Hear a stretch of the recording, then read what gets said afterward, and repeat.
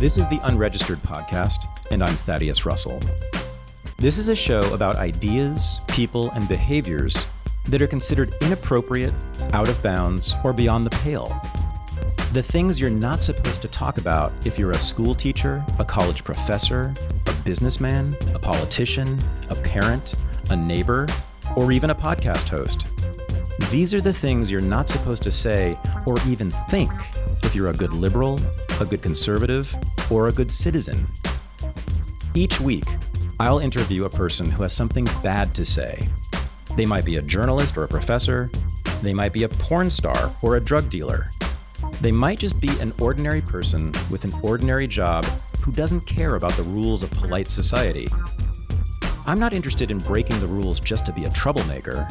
I'm interested in people who break the rules of conventional thought and to expand the scope of what is possible to say in our society. I'm interested in people who make me think. After the Civil War, during Reconstruction, the federal government established about 2,000 schools all across the South that were used to teach the ex-slaves things like reading, writing, and arithmetic, but also how to adopt the norms of the dominant white culture. Ex-slaves were told, in fact, to eliminate all the vestiges of their distinctive culture and become just like white people to achieve real citizenship. Martin Luther King in the 1950s said pretty much the same thing. King, in a series of lectures and sermons he gave across the country, told black people that they should give up their habits of fornication and smoking and drinking and laziness and adopt the culture of the dominant white majority.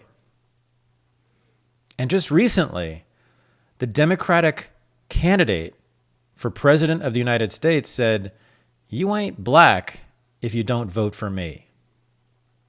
My guest this week has been resisting pretty much his entire life attempts like these to tell him and black people who and what they are. This is my interview with Hotep Jesus. I am here. I'm in Oakland, and I'm talking to someone I've been wanting to talk to for now, I think it's about 3 years, ever since I heard about you. Are you in Jersey right now? I'm in Jersey. Yeah, this is Hotep Jesus. Born and raised. This is Hotep Jesus, everybody. And as I said, I've been following you for about 3 years now. You've become a bit of a celebrity, I would say, in what I call like the alt media world. You've been on Joe Rogan, which means you're somebody now. But you got the Rogan cosign. Yeah. But the reason you were there was that you've been developing your own audience for a while now, like doing your own thing. And primarily, I guess, it's the podcast you have with Uncle Hotep, which is called Hotep's Been Told You. And I told you, to your great surprise before we start rolling, that I've watched almost every single episode. And what are you on now? 100 and what? Like this week would be 104. Yeah, I've probably watched episode 104. I've probably watched 95 of them. Sick. Thank you. Love it, yo. I'm not playing. And I also told you I'd have to kill you if you tell anybody that. So that's just private between you and me, all right? Don't let that shit out, okay? Do not let that out. I will have to come get you. I've watched your audience grow over that time, and I think that's why you got on Rogan. And you've also gotten on a lot of other shows. You're a regular on Fox News. You're a regular on, now you're also now on Alex Jones a bit. We got to talk about that now that we're going to get you in trouble. So, so like what I hear coming out of you and Uncle Hotep is the articulation of, I guess, what could be called the ideology of this movement that you belong to, which I guess we're going to call the Hotep movement, right? Would you call it that, a movement? Yes. Yeah. And it's just, it's fascinating ideology for me in a lot of ways. One is that I have, as I told you before we started rolling, I am basically a scholar of African American history, and I actually taught it.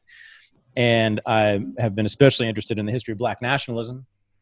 And immediately when I heard you guys open your mouths, I was like, oh, okay, they're somehow connected to Black nationalism, but I couldn't quite identify like what lineage particularly. And I've actually like looked into it a bit, and I couldn't fit you with any of all the lineages I know about with Black nationalism. So I want to do that with you. Yeah. We'll do that in a second. And then just talk about like what the ideology is. And then I really want to talk about who you are and where you come from, and like your parents, your childhood, where town you come from, the schools you went to, and then why and how your minds developed the way that it did into this unique thing we're looking at right now. Okay. So let's do the Hotep's. Why don't you give like a capsule summary of what you see as the Hotep ideology? Yeah. So I think you hit it right a nail on the head, right? Like we borrow a lot from, I guess, other Black nationalist groups, right? So, these groups could include Hebrew Israelites, Nuwapians, Shaka Akmos's crew, Moors, all these different 5%ers. I love the 5% movement. I'm sure you're familiar with that. Mm-hmm. So I've been a student of this, all my life. My father handed me some real woke books at a really early age. For example, like The AIDS Conspiracy is something I was reading at probably age 9, right? Didn't know what I was reading, but I was reading it. Right? So back that up. So some people, I know what you're talking about, but what do you mean? The AIDS conspiracy theory is that what? Kind of like the conspiracy now with COVID. They are creating things in a lab and then testing it on Africans. And then there's not exactly a disclosure of all the real facts and the facts around detecting a virus and what a virus actually is, Mm-hmm. So all of that type of stuff. In the convention, there's actually, I think it's called Convention 2000. I forget what it was called. I shouldn't even start mentioning that stuff, but yeah. But anyway, and who was your dad? You said he was giving you woke books. Like, what was he doing? Yeah, my dad. So my dad was a military guy, but he got into like the woke stuff in the 60s. So, 60s, that would put him at somewhere in his 20s, right? So he was studying this stuff probably until he had me, at least a decade or more before he had me. So then he was studying at least 2 decades or more by the time I became of age to even be able to try and digest some of this material. For example, when we had the first Million Man March organized by Farrakhan, I'll tell you, about my dad.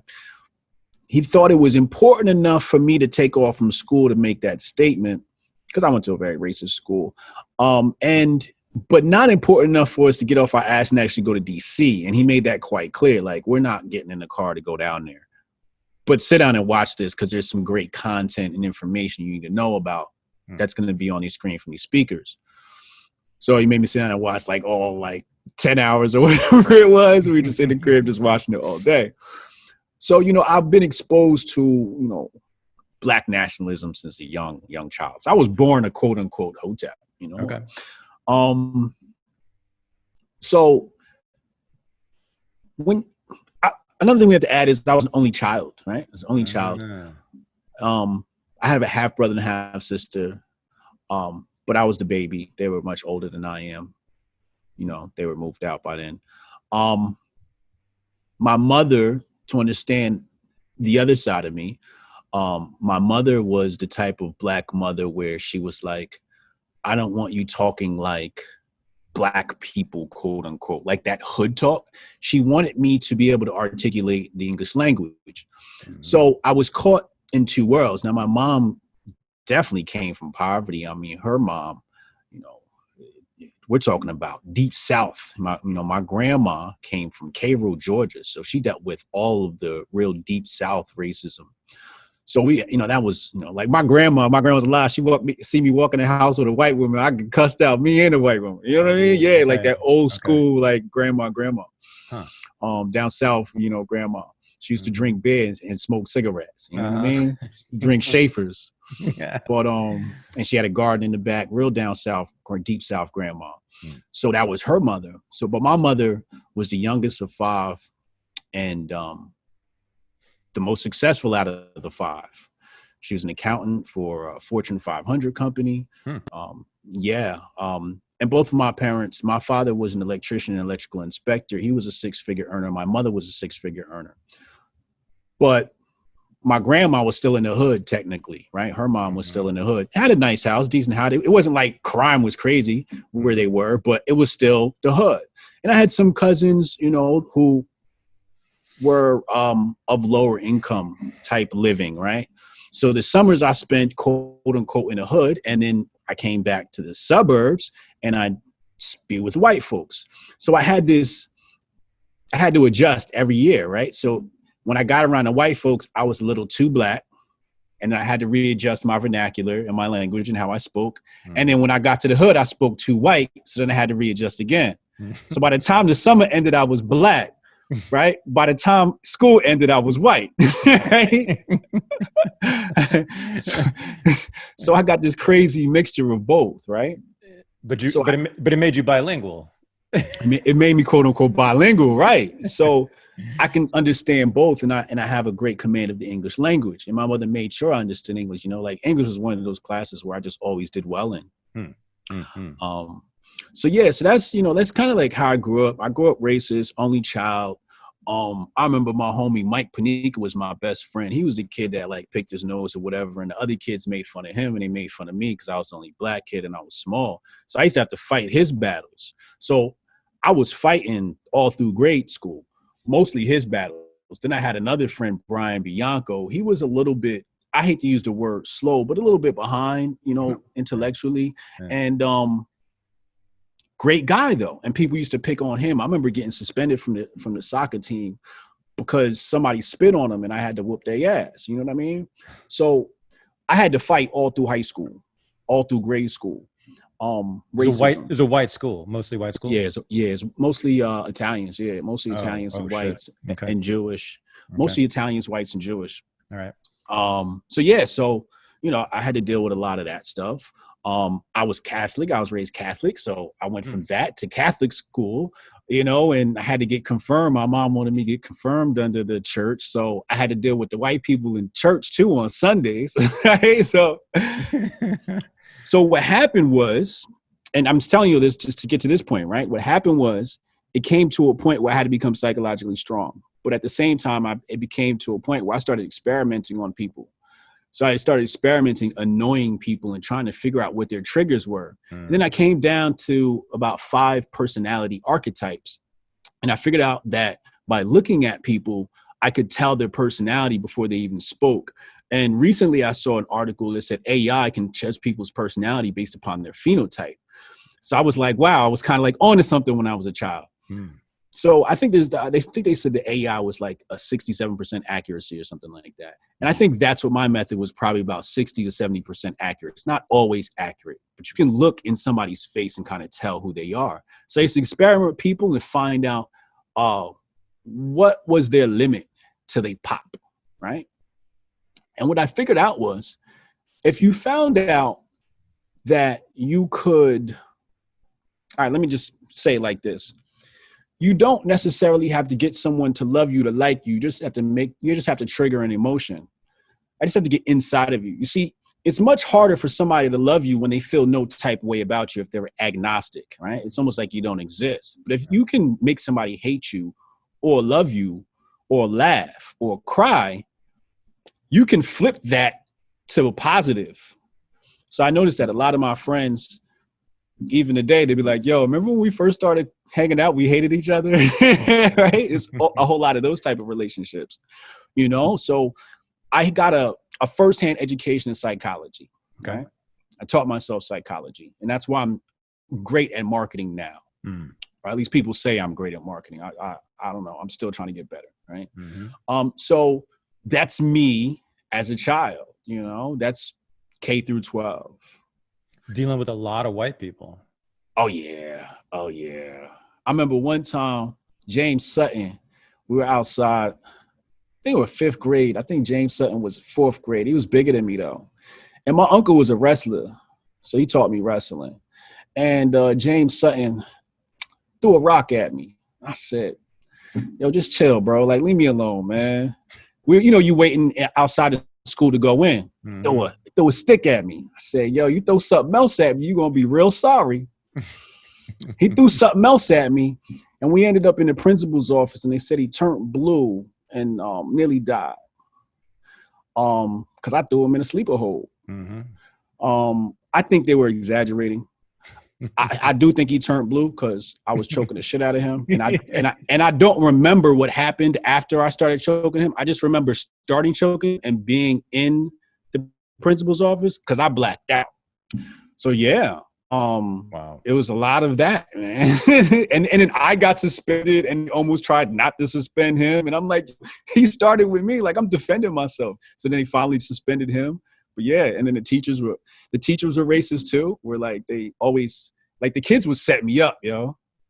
They would do stuff like they would say stuff like they'll do something like throw something at the teacher and then blame it on me. And I'd be like, oh, word, that's how y'all gonna do me? And then the teacher would kick me out and I would go to the principal's office. Yeah. Now so basically you're describing racism being alive and well in the United States just in the last, you're not even that old, right? Like 20 years ago, right? Nah, so this is the 80s to 90s. Yeah. So like, but like your whole brand now is racism is there, right? Yeah. It exists for sure, but like black people need to get over it. Yeah, absolutely. But your life, dude, like you were more affected by racism than almost any black person I've known. Yeah. I think more than any black person. I've never heard such like a litany of racist abuse from any black, like in a school. I mean, since like the 1950s. Really? Yeah. Oh, yeah. Well, like you don't hear that often, right? Like not anymore. And so like, well, I mean, I guess this is like the bigger arc of your whole thing, but like, how did you, well, yeah, let's not do that yet. Well, it was 16 years old. I had I was the first person in my school with a tattoo, and I got a Black Panther tattoo on my arm. I was going to ask you that, right? So you had a Black Panther tattoo at the age of 16, which I'm assuming meant something very particular, right? Yeah. So I was definitely very much anti-white until 12th grade. I had matured and started understanding the world a lot better. Okay, and I started seeing Black people that wanted to be white. Black people that were trying to curry favor from the whites. And that's when I started seeing the sellout Negro. And I said, wait, you act just like the white people I met. Mm-hmm. You act as phony as some of the white people I've been dealing with since the 5th grade. And I'm like, so this skin thing isn't part of the personality. Remember the 5 archetypes. Yeah. So I said, the skin thing isn't exclusive to whites. Mm-hmm. So yeah. And that's where the breaking down of, racism is something deeper. So my understanding of racism is 1, fear, 2, insecurity, and 3, just ignorance, right? Ignorance, uneducated. So when you look at it like that, you have to feel sorry for the person. Right. Yeah. Right. Yeah. I mean, that's John McWhorter, right? Like his whole thing is like, he doesn't understand when Black people get all upset about some stupid racist saying some shit. He says, when I see someone who's actually a racist, I think of them like the gum on the bottom of my shoe, right? Rather than getting like, feeling like I'm injured or, devastated by this. He's like, these are people, racists these days are not to be taken seriously. Like real racists, right? I think what it's about is when you center white people, you give them all the power. There it is. Yeah, I just want to make sure everyone heard that. That's a great phrase. When you center white people, you give them all the power. I mean, that's it. You give them all the power. And that's one of the things that like drew me to you guys is that you went straight at that. Like the Hoteps go straight at that. And I've been seeing it for my whole life. Like anybody, blacks and whites concerned about like racial justice, racism, they almost always put white people at the center. Right? White people are the cause of it and white people are the cure of it. Yeah. Right. And so in other words, your destiny and the destiny of Black people is determined by me. Yeah. And people who look like me, which That sounds a lot like racism to me. Right? I mean, this is your thing, right? This is not your line. Like that's exactly it. Lauryn Hill also helped a bit. She had a street debate, and I think it was against J. Rue the Damager. I mean, there's a lot of people that were in that debate, but if you type in J. Rue the Damager, she's talking to him, and she said, why don't we remove white people from the equation completely? Wow. Because when you give them the power and you're saying they got their foot on your neck, which is ironic. She said that, George Floyd. Yep. But when you give them the power to say they got their foot on the neck, that means they also have to have the power to take it off of your neck. Right. Which means you can't move until they say so. That's right. So let's remove them from the equation completely. That's not to say racism doesn't exist or to say racism isn't a problem. No, it's not the problem. The problem is a lack of power. Mm-hmm. Right? So had I had more power as a Black child, let's say I was 6'2" and 5th grade, I doubt they would have been as, you know what I mean? It was only because I was the smallest kid in the class and Black. Right. Because I noticed that when I got to some of the other grades, now I'm like, oh, we have Black people in this town. I had no idea. So you get to 7th grade and you said they're Black people. You're like, oh, you treat him you're a little bit nicer to that. Oh yeah, you're scared of him. It's just because I'm little and Black. So this is a power thing, right? Yeah. So it's about the acquisition of power. And there are things personality-wise I could have done to ease some of the tension during those times. But I think you would have to have as much wisdom as I have now to do that. A child wouldn't have as much wisdom to deal with that type of environment. But it's definitely about power, man. Pretty much every day for the last 6 weeks now, I've been getting reports from Paloma Verde CBD, the sponsor of the Unregistered podcast, about all the orders they're getting from unregistered listeners. And I got to tell you, nothing makes me happier. I love having a sponsor that I believe in, that I want to support, whose values I think match a lot of the values of unregistered listeners. And so I want to say thank you to all of you who have become customers of Paloma Verde, who have taken advantage of their various generous offers. And by the way, they just added a new one.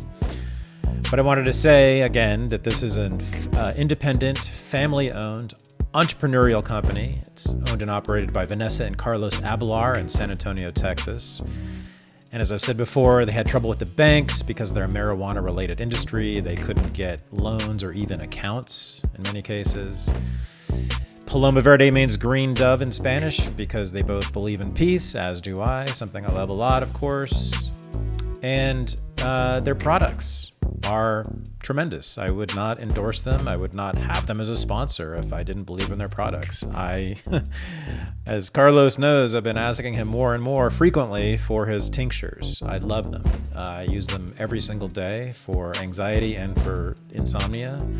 Use several drops under my tongue and my anxiety pretty much melts away. It's quite amazing. So I love their tinctures, but I also love their gummies, their soft gels. I use their salves for my dry skin and their lotions.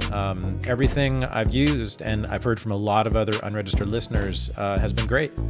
And so I highly recommend it. And as unregistered listeners, you get 25% off just by being a listener and by watching this. When you go to palomaverdestore.com, use the discount code RENEGADE for the 25% off. And now, on top of that, all you have to do to get another 10% off is join their mailing list.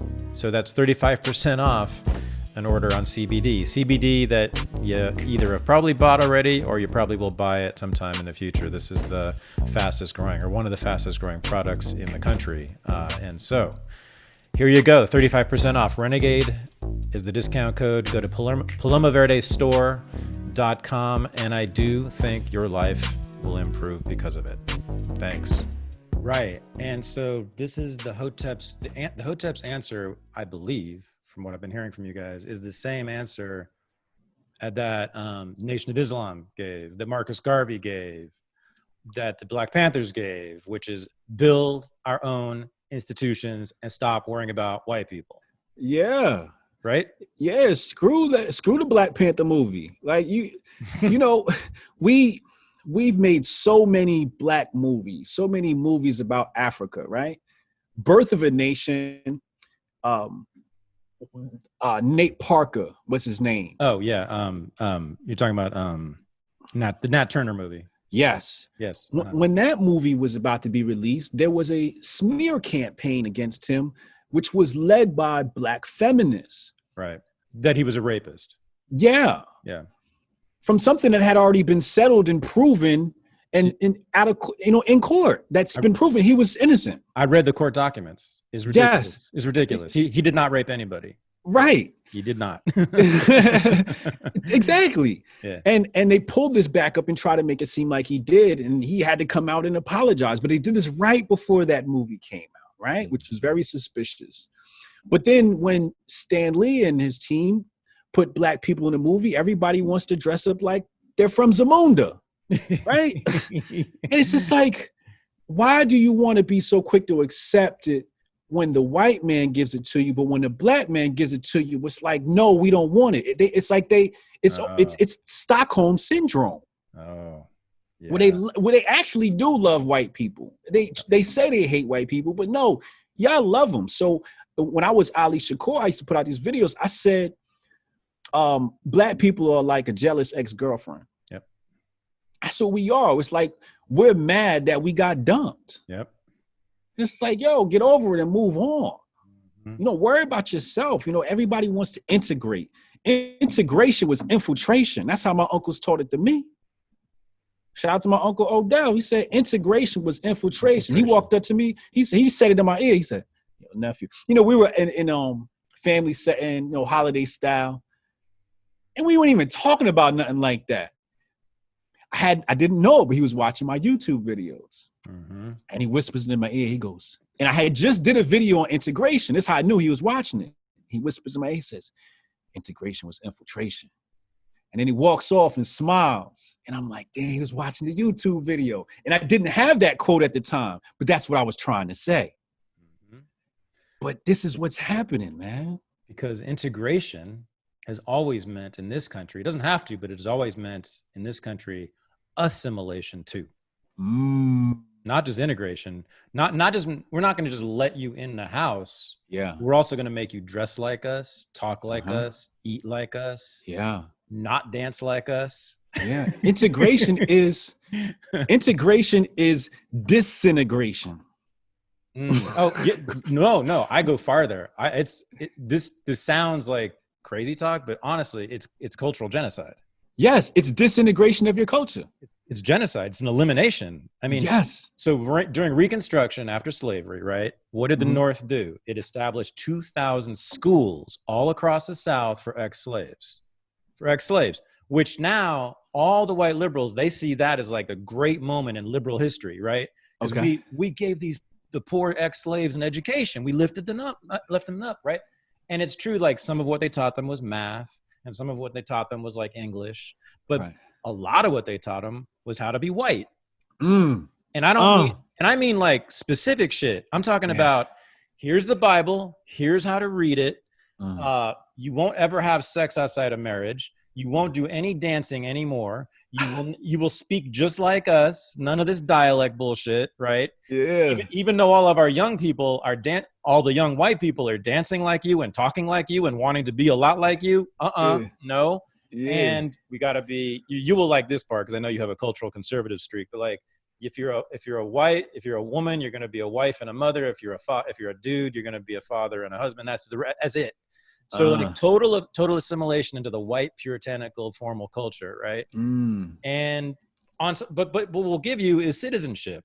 We'll protect you. We'll protect you from all the racist crackers around you who want to like re-enslave you, right? So that's the deal. This is what was said during Reconstruction, right? And that never changed. See, that continued onward. Like, and even Frederick Douglass was about this. Of course, Booker T. Washington was about this, right? Ida B. Wells was about it. She talked about how she loved the Christian white teachers that she got because they taught her the real way to be. Okay. All the civil rights. Martin Luther King gave he gave sermons that sound like the Ku Klux Klan talking. I'll send it.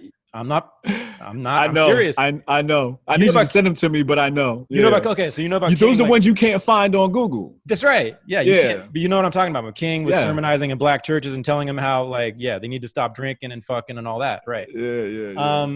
So yeah, damn straight integration was infiltration. That's why today, you know, like they have these millions of dollars, right? They're like, oh yeah, we're gonna send all those millions of dollars to scholarships to black folks, and we're gonna send them to school. And it's the one thing I be saying, I'm like, yeah, I know that shit sound good, and I know that degree look good, but man, you just gonna fuck us up for another 100 years. Who do you think runs those schools? Who do you think founded those schools? The same people who ran the opium wars of 1812. Yeah, like you think Harvard is Wakanda? What the fuck? Like no, it's like not only that, it's like from medieval monasteries. Like that's what that should. Modern universities come from the fucking church, from white people, from the establishment, from slave owners. You know, like until about 2 seconds ago, it was dominated by nothing but scientific racists, and now you think like these institutions, these universities and colleges are so great. They're so fabulous and fantastic and important that we gotta let the black people in, because if we don't let them have our stuff that we created, right, they're gonna lead inferior lives. Which you want to talk about white supremacy? That's it right there. You want to talk about white supremacy? So that's it. These are white institutions. Hello. That's systemic racism. That's systemic racism. Where do you think these where the fuck do you think these institutions came from? And I'm not talking about like 10 years ago. I'm talking about like 500 years in some cases, right? Oh, yes. So like, you know, the Oscars. There's another one. Okay. Oh, yeah. The Oscars. Oh my God. Like, what makes a black actor liberal cry faster than like being nominated for an Oscar, right? Like, that's the greatest moment they could even dream of, right? I know. And like, I'm thinking, who the fuck do you think the Oscars are, right? Like, who do you think runs that joint? Like, you think, again, and that you need the approval of that group. That's the problem. You need the approval of them. The white man's hug is warmer than a black one. You need it. You need it to feel good. Unless I don't know how you feel about him, but unless you're Tyler Perry. Okay. And what did Tyler Perry say to this? He was like, fuck all y'all. I'm going to go to Atlanta. I'm going to build my own shit, my own studio. I'm going to make my own movies exactly the way I want to make it. And guess what? Like, you can have all the critiques you want of Tyler Perry's movies, but like, obviously extremely successful, very powerful, wealthy dude who did it with no white man's help, no Hollywood studios help, none of that. Right. So that's kind of, isn't that, maybe not the Tyler Perry route exactly, but you guys are, building institutions, right? Logistically, that's the wave. Yes. Culturally, we don't agree with, like, so me and Uncle Hotep talked about Tyler Perry one episode. You may have seen it, but he was like, oh, you know, do we got to cancel Tyler Perry? And I'm like, culturally, yes. Logistically, no. Like, if he wants to do all the, you know, funny, weird, when men in dresses stuff on stage 6, fine. But can we get stage 3 and shoot some Hotep content on stage 3? Like, don't throw the whole man away when he's built Wakanda for us, right? When he's given us an all-black place. And I know I saw Will Smith and Martin Lawrence were down there shooting. Eddie Murphy was down there shooting. And it's like, that's beautiful. I think that's what we need. So we might not agree on what type of content we put out, but if he's got the place for it, put out your content and make it better than his and make his irrelevant. So Tyler Perry wants to now invest in your type of content. Yeah, exactly. I mean, when you say logistically, you mean strategically, right? Like, he had a different strategy in terms of like how to get over in the film industry, right? Like, well, we first have to understand that Tyler Perry was big on the play level. Are you familiar with his Broadway work? Yeah. Oh, yeah, theater. Yeah. So he did theater first, and his DVDs were cult-like in the black community. Yeah, you're talking about like the new Chitlin Circuit stuff he was doing. Yeah, Medea. Right, which was it was like basically the new Chitlin Circuit. Right, exactly. Yeah. But that was cult-like, having those DVDs, like, we passed those around in the black community. Right. So he was already financially well off before he went to Hollywood. Mm-hmm. So it's different to go to a record label when you're broke and begging. Mm-hmm. But when you can go and say, hey, I have half the money for this film, or I have half the money for this album, and that way we're partners and we split the royalties half and half, you're not a slave anymore. You're partners. Right. You're business partners. Right. So when he went and did Medea, he had something to offer. Also, he already knew the ROI. It's different when you're going to pitch something that isn't battle tested. You have an MVP. That's right. But he had something that had already been proven. He already had metrics lined up. So when you go, you say, I already know how much we're going to sell. So it's easy to make that investment. Hollywood has to say yes. Right. So he's different in that aspect where he's already built the infrastructure. Yeah, but he built it himself from the bottom up. Right. Like, and it also is similar to a lot of the, I don't know why this is, but it seems like Southern rappers are doing this more. Like Soulja Boy, like he revolutionized the goddamn music industry basically, like, and especially hip hop, right? Like what did he do? He used Napster. Yeah. Oh, he was the first to use Napster. Is that what it was? Yeah, he exploded off of Napster. What he used to do was, let's say a new record dropped, he would release his record and put it under that name of the new single. So you download, let's say 50 Cent in the club, thinking it was that, but it's Soulja Boy, whatever song it was. Yeah. But wasn't he the first? Like, well, he was really revolutionary. Like in terms of, wasn't he like in terms of using like electronic or digital media? And well, yeah, he was one of the first to really pioneer how to use YouTube. Okay, that's it. Yeah, right. Yeah. And visual, like the vlog whole lane, he kind of like pioneered, Yeah. Yeah. And so like again, that's like on his own. No music industry executive from LA was telling him to do that. Master P. Sorry, Master P is the original version of this. Dame Dash. Yeah, right. They built whole empires. Russell Simmons. From the ground up. Right. And have their own brands, and they're multi-millionaires, and they have like whole progeny of other, perform artists under them, right? They made huge. And that's kind of like what you guys are talking about, but like, it's not just music you want, right? Because that's relatively easy for Black folks to get right these days. That's like, low hanging fruit. Yeah, exactly. But like, but you're after, what the Nation of Islam was talking about was, Black businesses, ownership, right? And real estate. Yeah. Right. Yeah. Like, and people, I find it odd that people are apprehensive about that. I had an interview with Brett Weinstein. And he said, I disagree with your theory on segregation. And I'm like, oh yeah, why? Yeah. And he's like, this, that, and the third, typical white liberal nonsense about kumbaya and, some bullshit. And I'm like, well, in my area in New Jersey, the Indians do it well. They own the supermarket and, all the essential needs of their community are met. They don't have to go with anybody. The Spanish people got Little Havana no matter where we go. Right by Rutgers, you got Little Havana. The Spanish people, if they need a calling card, a cell phone, an Apple, cigarettes, a beer, they're going to buy it from a Jose, And then I said to him, what about, he said it doesn't work too well. I said, it works really well for the Hasidic Jews in Brooklyn. I was going to say, how about Israel, my friend? Does it work well for them? It works well for Israel.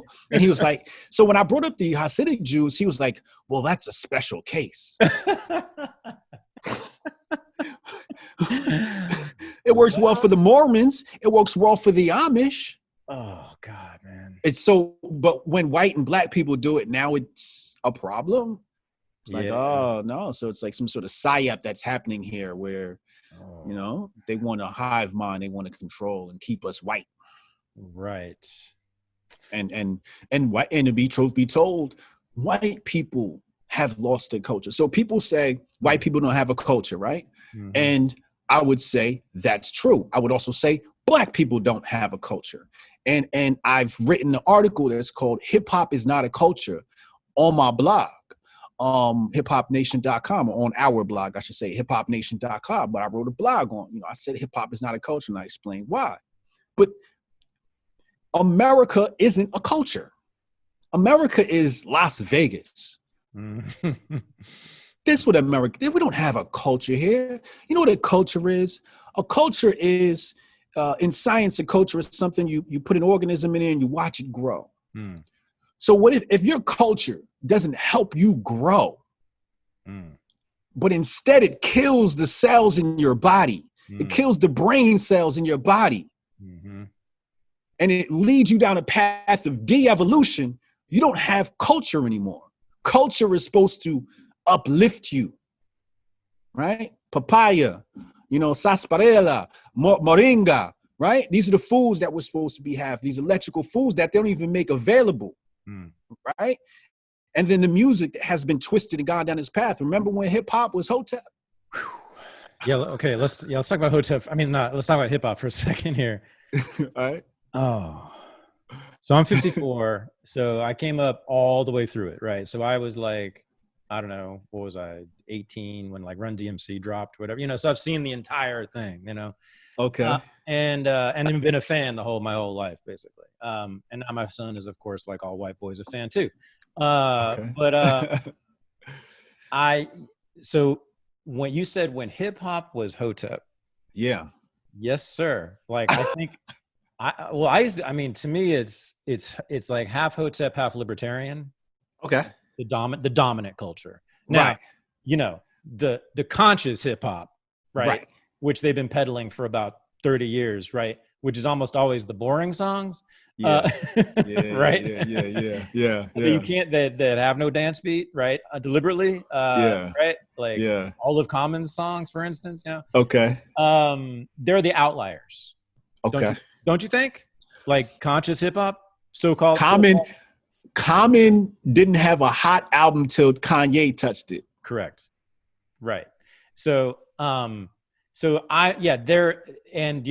know if you know about like hip hop academic scholarship, like the books. Right. Have you ever dipped into that shit? No. Don't. No. It's rough out there. Like all they want to do is say this is the argument. Real hip hop is conscious, woke hip hop. The false hip hop is what's actually commercially popular, right? All the gangster rap, all the bitches and hoes. That's to say that conscious can't be commercial. Yeah, well, what they're saying is like the white corporations have basically forced black people to like, Cardi B, right? Okay. That black people wouldn't really like Cardi B and like non-conscious hip hop if it weren't for like the record labels. I mean, I don't know. I don't think you agree with that, do you? Like, I don't think that's true. Yeah. I don't think I'm a conscious individual and I'm in love with Cardi B. I don't agree with her lifestyle one bit, but I love Cardi B. Of course. Right. Yeah. So the dominant ideology, if you can even, there is one, like all the way. I'm trying to think, like certainly Public Enemy, NWA, and all the way forward, like Uncle Luke. Yeah, well, yes, the original, right? The original rebel. Like it's get the government away from me. Yeah. Police, number one, right? Mm-hmm. Get like big corporations away from me, even though they're trapped inside of them in some ways, right? Yeah. The pleasures of life are really important, like what you Mm-hmm. can get with your money, like nice cars, nice clothes, maybe a boat if you're big enough, sex is pleasurable. Sex is fun and pleasurable. Like I agree with that, having a good time partying with Cristal in the hot tub. That sounds good to me too. Right. Okay. But it's about like building basically businesses. Like they don't talk about, well, they do talk about that. They talk about building themselves up, which every single one of them is their own business, right? Their own brand. So, and you never hear like, oh my God, white people did this terrible thing to me. I wish they would change their minds about black people. I wish white people would stop being so racist so I could get over in society, right? It's none of that. Nah, hell no. It's like self-actualization, self-aggrandizement, self-celebration even, which could be too much, but right? So I think it definitely hip hop, the kind of like personal politics, I guess you could say, in hip hop is predominantly, I would say, not left wing at all, right? It's that Correct. Kind of thing. Yeah. Correct. Yeah. Absolutely no. It's definitely not. You know, one thing I found funny was the right wing, you know, they talk all this pro 2A stuff. As soon as a rapper got a gun in his video, they were upset. I'm like, y'all thought you was down with 2A. I guess you ain't down with 2A if the face is white, you know, and if it's not hip hop, right? You know, you have to look a certain way with your firearms. Otherwise, they don't allow it, you know. But I know a lot of rappers. Some of them are gang members, and you know, they talk to me and they ask me and they say, you know, how do you feel about guns in my song? And I'm like, it's good. We need to have guns. And it's going to come a time and a place where we're going to need them. So keep talking about them. You know, just think about how you talk about them and who you're using them against. Think about that, you know? Yeah. So, yeah, that's how I feel about that. Yeah. Uh-huh. Yeah. So back to the ideology of Hotep Nation. So you have a strain of Black nationalism, which calls for Black independence, right? And Black institution building, and especially Black economic development on its own, not from, you know, outside help, not from the government or not from do-gooder organizations, but people building their own business. You guys all, a lot of you own your own businesses? Yeah, we're all entrepreneurs. Right. A.R. Morton is an author. He has his own business, and he's a financial consultant. Uncle Hotep, you know, he does his own thing. He's a software guy. I'm a software guy. You know, I'm a co-founder in 3 tech companies. So yeah, you know, we just build, man. You know, like so. You know, some of the young Hoteps come to me and they like, you know, Hotep Jesus, you know, what are we gonna do? Like, da. I'm like, honestly, dog, like, don't talk. Like, you know, you're not gonna really see me preaching a Black message like on Twitter, like, you know, we was kangs. I might joke around with it when it's relevant, but I'm not out here to be preaching. You know, I feel like you got to be Obama, right? Everybody's just got to be Obama, and I say Obama because now you can't say you can't do anything because we had a Black president, right? Mm-hmm. Just be the example. Just do good work so people can see. Like, that's one reason why I stopped doing music, because I wanted the youth to say, oh, young Black men with dreads could be in tech and can work with startups, right? Mm-hmm. I want them to see that. Mm-hmm. I don't want to talk about it and say, hey, because that's what we used to do. We used to tweet a lot. This is how we got pretty much blackballed from the left. Mike Brown died, got murdered, rest in peace. And I cried. I ain't gonna lie. I cried. I didn't cry because I was sad about Mike Brown. I cried because I felt the heaviness of emotions from my people online. I saw it on the timeline. And it weighed heavy on me. So I got to thinking. One of my solutions was boycott the NFL. Now, fast forward now with the whole Colin Kaepernick thing, right? So peep game. So when I said boycott the NFL, I was lambasted with a slew of invective commentary from Black people. What are you talking about? That makes no sense. But they don't understand the power structure of America and how the NFL runs TV. They never looked at the numbers. So, when I was a rapper, I shot this video called Winner, Daddy Boston Winner. And in the video, I talked about how, people are paid $2 a day to make these Nike shoes. And these are Black women in Asian countries. And I showed them the video footage. And then I burnt my Nikes. I burnt my Jordans because I was going through this whole awakening. And I'm like, I can't be a part of this. Nike's got a monopoly on Black people. We're walking around like free billboards. We're paying to be their billboard. So I wanted to release myself. And I knew it had me because when I burnt my Jordans, the Bread 11s, I felt the pain. I'm like, damn, I'm really hurt to watch these burn. And that's when I realized the power commercialism has on somebody. Because when I was young, my dad never bought me a pair of Jordans. He said, no, don't get involved with that foolishness. Jordans can't make you. I'll never buy you that, blah, blah, blah. I didn't understand when I was a kid. I just saw everybody had Jordans and I didn't. So when I got older, I bought them. And I bought all of them. And then when I had to burn them all, I realized what the psychology that was on me. So I burnt my Jordans and I put that out. And they said I was crazy. And I said, yo.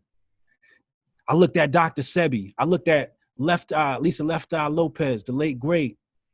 I said, yo, we got to change the way we eat. We got to leave the fried chicken alone. And they lambasted me. I said, yo. Now, when they lambasted me, what did they call me? They called me Hotep. I said, you can't be a Hotep. It means peace. It means satisfaction. It means to be at rest. You can't be that. So they call me Hotep, and they call me Hotep, and they call me Hotep. So I said, you know what? Find him Hotep. Then they call me Hotep Jesus. I said, find him Hotep Jesus. Fine. So we had to take on the word Hotep and the brand Hotep to save it, to rescue this. This is following Mike Brown. When we're telling them, yo, the way is black business. We're teaching them Black Wall Street. We're telling them black business, black business, black business. And they're calling us black capitalists and black elitists. And they're saying black men are the white people of black people. And I'm like, yo, what's going on out here? Mm-hmm. And then Trump comes around. And I said, oh, this is different. So then I met Uncle Hotep. And Uncle Hotep was a conservative. And I'm like, what is this conservative thing? So I start studying, and he introduces me to things. And I remember when I was younger, Mike Boswick in high school, he said, I'm a black Republican. I'm like, a Republican? How you black and Republican? It didn't make sense, but I always knew if you're a Republican, you were racist. I don't know why. If you're a Republican, racist. Here we are, fast forward now, the Trump thing. And I'm like, let me dive into this. So I started studying. I'm like, no, Republican don't mean racist. Democrat might mean racist, but I don't think Republican means racist. It can have racists in it, but the history of racism is very recent, starts probably at the Live the White movement. So I'm learning, and then Donald Trump comes around, and I'm thinking in my head, this is the perfect time to wake people up. It's the perfect opportunity to wake people up. So I align myself with MAGA people. I align myself with white nationalists. Yeah. Right? And I stood next to them. And I said, and I did it on purpose. I want people to say why. Why did I want them to say why? Because that's the only way you create conversation. It begins with a question. And I wanted to create that conversation. I wanted them to say, how did you go from this pro-black guy, you were just pro-black as hell, screaming on people, and now you're aligned with racists. And I knew if I did that, I could get people's attention. And it worked. Just like that, right? Like a magic charm. And here we are. I don't know what the point of that rant was, but I felt it was relevant to the question. Wait, let me help. Let me see. So you were talking about your choice to align with Trump, which is your probably biggest notoriety, is that you guys have been not uncritical of Trump, but generally positive toward him.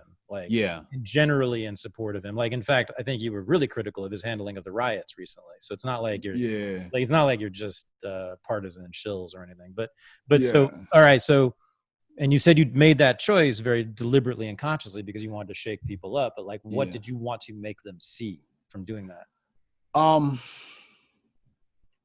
Wow, many things. Okay. I wanted to highlight Marcus Garvey when he sat down with the KKK. That's the historical. I was going to talk about that, right? That's what you guys always remind me of. A lot of people don't know in the 1920s, Marcus Garvey, kind of maybe the greatest black nationalist of all time, made a deal with the Ku Klux Klan of America to buy ships and send black people back to Africa, which became Liberia. Yeah. Right. And so, but not because Marcus Garvey thought the Ku Klux Klan was so great. Right. But because it was just an opportunity to help what he thought was his own cause, right? Yeah. But just the bravery to even have that talk, right? So today, a black liberal, for example, my friend, shout out to Nerd Nash. Nerd Nash is in a group chat, and he posts my video on defund the police, which is a very objective video. And as soon as it lands in the chat room, they said, don't post this stuff in here anymore. We'll ban you. If we don't post any Hotep stuff in here, we'll ban you. Young 20-year-olds. And so he sent me, he told me what they said, and he said, yo, the brainwashing is real. So it's almost like, I don't want to say that. I was going to say the church and the devil and all that, but it's just like you can't even have discourse, right? You can't even have discourse with the so-called enemy. But I remember a time where before two kings went to war, they first had dinner, right? They sat down and you had your, the thing they poured the wine in, and you drank and I drank and we got fat. Then the next day we tried to kill each other, right? or before the battle, you met in the middle, you had a conversation, you popped your shit, then you went back and then now your armies fought, right? Right. But there was that dialogue that always happened. And that was when men were men. Now you can't even have the dialogue. Black liberal won't even talk to me. Right. Then you got the Nation of Islam when they sat down with the Nazi parties in America. Yeah, that's right. Right? Right, because both groups wanted separation. They agreed on that one thing. They were like, oh, we don't want to fuck with you. Oh, we don't want to fuck with you. So let's just draw a line together and like you live over there and we'll live over here. Like when Richard Spencer came along, right? I was like, okay, so dude wants an ethno state that's separate from the rest of us and you don't want to let him have it? Like, I don't understand. Like he wants to take all the racists with him to his ethno state in Wyoming or wherever it is. He wants to take all the racists with him out of our country. And you think that's bad. You don't want to let him, you want to keep him in the country with all the racists. Right. Like, yeah, it makes no sense. Right. Like, we got to have that dialogue. But the other thing I wanted people to realize was the cold civil war, I guess we can call it, between the pseudo conservatives and pseudo liberals. It's between white people. Mm-hmm. Actually ain't got nothing to do with black people. Mm-hmm. That's white people problems. And that was another thing I wanted people to get hip to. I wanted them to come to me and say, why? And I'm like, and I wanted to be like, why are you even paying attention to this shit? Mm-hmm. The black community needs you. You need to be building the black community. Don't pay attention to me over here talking to these white folks. I'm in white people business right now, talking white people talk. I'm in white people world, arguing over white people problems. The only reason why I'm arguing on these white people problems is because we are a subset of white people. We are going to, whatever's good for white people is going to be good for us. You know what I mean? If white people get better, we'll get better because we're a part of this society. We're a victim of the society. If things get bad for them, things are going to get worse for us for sure. Right. Right. So I want to see what their wants are. I want to see why white nationalists are mad. Let's talk to them. What's your problem, dog? And understand them. So let's, man to man, if we talking about war, Sun Tzu gotta say you gotta know your enemy. Mm-hmm. If I don't talk to my enemy and dissect my enemy, how I'm going to defeat my enemy? Right. So they're just breaking all these rules of just common sense and just study and, whatnot. So, that's some of the reasons why, I aligned. To be honest with you, some of it was resentment of the black community. Mm-hmm. I shed tears, I put my heart and soul and work into educating you and telling you how I feel and putting these plans together, and you dissed me and you shunned me and you blackballed me and you called me names and none of you gave me opportunity. White people gave me opportunity. Alex Jones gave me opportunity. Joe Rogan gave me opportunity. Breitbart gave me opportunity via Sonny Johnson. Mm-hmm. Y'all never gave me no opportunity. Only black people that gave me opportunity in this world was Chris Lighty and 50 Cent. Wow. It's the only black people that gave me opportunity in this world. You know what I mean? So so that means I got to be involved with music to get love from black people. I gotta dance. You know what I mean? Like, all I can be is an entertainer. Once I'm an intellectual, like my own people won't accept me. So a lot of it was that. So I was like, yo, I came back with a Nazi army. Right? And they're like, yo, how does Hotep Jesus commanding this Nazi army? Right? Nazi, we're alt-right, whatever. Yeah, alt-right, right. Yeah. I'm using the word loosely. Yeah.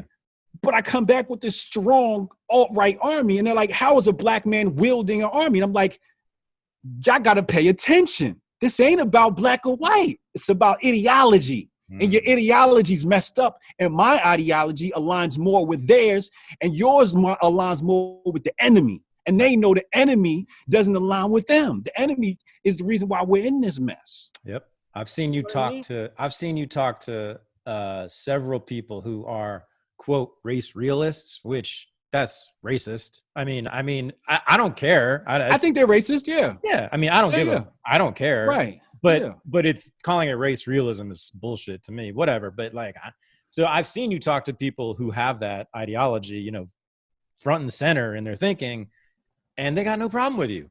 No problem. No problem. No problems. Because, you know, they're interested in like decentralization, localism, separation, maybe where necessary, but not even necessarily, but just like they're not into like one giant government controlling 350 million people or maybe more even, right? Yeah. They're into like breaking down into little communities and letting communities develop organically, which is like very much traditional classical conservatism, right? Which, by the way, is, no one knows that, well, sorry, very few people who haven't studied this know that black nationalism has that shit running all the way through it. Cultural conservatism, like from back to front, you know, even the Panthers, like, even though they were like the hippies of the black nationalist lineage, even they were pretty like old school when it came to like gender relations. Right. I mean, Huey Newton changed his mind sort of, but only tactically about gays, but he never loved gay people. And you guys, and this is, you know, I'm not a cultural conservative at all on that stuff, but like I have. Oh, let me add something else. Go. Yeah. They called me homophobic. Yeah. Right. Right. Now, before I got Chris Lighty and 50 Cent's attention, I had a blog. Now, my blog was doing millions of hits a month. We were doing millions of uniques a month, man. My blog started off with me. Then a black woman came around and she asked to be a part of the blog. So she became a writer. Eventually, she became the administrator. But her friends were gay men. And she said, "Do you have any problem with gay men?" I'm like, "Nah, why?" She's like, "Because I got somebody that wants to, you know, pitch in on the blog and he's gay." I don't care. Like, it's not like I'm fucking him. You know what I'm saying? Like, just, you know, let's join up. So he came along. I think his name was Tion. I don't remember if it was Tion or Vonnie. No, Vonnie was second. Tion came. So Tion came, and he was flamboyant gay. Like, his nickname was Britney Spears. You know what I mean? So he was flamboyant gay. I had another one, Denzel. His mother named him after Denzel Washington. Didn't have a father. He was a gay kid. He called me his uncle. I used to call him my nephew. I knew he was gay. Call him my nephew. I loved him like a nephew. When I was a rapper, I shouted him out on the song. I loved that kid. If he needed $1,000 right now, I'd pass it to him. You know what I'm saying? Then Vonnie Media Mogul came on. He's a prominent conservative thought thinker right now. Works with Sonny Johnson. And he was another flamboyant gay male. And then I had Kashari. So we're talking about 4 gay men that were running my blog and I was working with. Yeah. And other women. I was the only straight dude. And you said you have several gays and lesbians in your family, right? For extended. Oh, yeah. Yeah. I went to the family reunion 2 years ago. I definitely got a gay male cousin. You know, he gay, you know, I love him. Give me a hug, cuz, you know what I mean? You my cousin still. Somebody touch you, let me know. We gonna ride on him. You know what I mean? Right. I lost a gay cousin to gang violence. He was a blood down in Broward County, Florida. Wow. I got gay gang members that's up here. Females. I got female cousins that's were gay and now they got having babies, you know. I'm familiar with homosexual lifestyle. I even want to say when I was a kid, we kind of thought like our aunt was gay, but it wasn't like we looked at her different. It was just like we knew auntie was gay. Nobody cared, you know what I mean? Like it wasn't like how people try to make it seem. So you're looking at, believe it or not, the historian of black drag queens. Who? Me. Are you serious? Yeah. So, Okay. yeah. So like that was what that's what I was doing. I was doing a big project on the civil rights movement, Black culture in the 1950s and 60s. And I found that in the 1950s, there was this gigantic Black drag scene, like in every Black neighborhood in the country, every major city had like 3 or 4 or 5 nightclubs with Black drag shows, like on a regular basis, like weekly or sometimes more than that. Okay. And then the civil rights movement came along and said, no, we can't do that. We got to act like regular, heterosexual Americans to get citizenship, right? It wasn't stupid. It was a good strategy. But anyway, and there was all these like really flamboyantly gay preachers too. Have you heard of Prophet Jones and Sweet Daddy Grace? They were like super flamboyantly gay preachers who were like really, really popular. Okay. Back in the 40s and 50s. But anyway, so what I found was that like Ebony and Jet covered those Black drag balls every single week, and like with whole like center spreads with pictures and talking about how cool it was, like not putting them down. Right. So then I was like, wait a minute, I thought Black people were supposed to be the homophobic ones. You see what I'm saying? No, I know. So I was like, this does not make any sense, except the civil rights movement ended up being the homophobic ones, because they were like, we got to get rid of these faggot Negroes, basically, who are embarrassing us. Okay. That's actually what was said. Yeah. And so, but the main thing I realized was like, especially in the South, I think like homophobia has been historically, and I think probably still, but certainly historically, like way less powerful among, especially the Black, like working class, you would say, than among like whites generally. Because like, during the 1940s and 1950s, you know what they were doing to gay people in this country? Like for white people, like they were losing their jobs, they were getting blackmailed, there were all kinds of shit was happening. This was like the big crackdown on gays. At the very same moment, gay Black preachers and gay drag queens are like the biggest stars in the Black world. They're like an Ebony and Jet every week. Wow. So like when I've heard you talk, just like as you did just now, about your family and about like your experiences with gays and lesbians, and like, the word faggot is definitely used more, among Black people. Absolutely. Right. Like absolutely. Shit that sounds homophobic, but it's shallow. It's very shallow. It's very shallow and means very little. Right. Yeah. And so and actually, like Black academics have actually written about this, like bell hooks of all people have actually said the same thing that I've been saying. And I just did it from the research, from the history, so anyway, sorry, but like, there's that, but like you do have an issue with something. I mean, you criticize the prominence of it. Okay. The prominence of it. And maybe I think also the infiltration of it, right? Well, let's talk about that. Yeah, go ahead. Yeah. So Mike Brown dies. I'm Hotep or whatever they done said. And Black Lives Matter is born. So it's suspicious to me how they're moving, right? Because here's how I got tipped off. I would tweet something that was super Hotep, and then I'd get lambasted, right? So I'd click on the profile and see the rainbow flag. And I'd be like, so pattern recognition kicks in. I'm like, how come every time so then I said something about Caitlyn Jenner one time, and it was all black with LGBT. I said, it'd be different if it was all rainbow and it was mixed white people and Black people, but it was all Black. I'm like, when did we become the army for the rainbow? I ain't got no problem with the rainbow. Right. When did we become the army for it? So I said, let me look. And the other thing was, it was always rainbow and the hashtag Black Lives Matter. Those two things always came together. Yep. So I said, man, let me go ahead and just click on this website and see what's going on here, man. So I click on the website and they talking about trans people and this and that. I'm like, all right, whatever. I don't agree with it, but let's keep going. And I saw his part said villages. And under villages, which they've changed now, said mothers, parents, and children. I said, whoa, you omitted fathers, right? So I ran to YouTube, I did a video about it, and then everybody started talking about it. So they had to quickly change that up, right? I exposed it.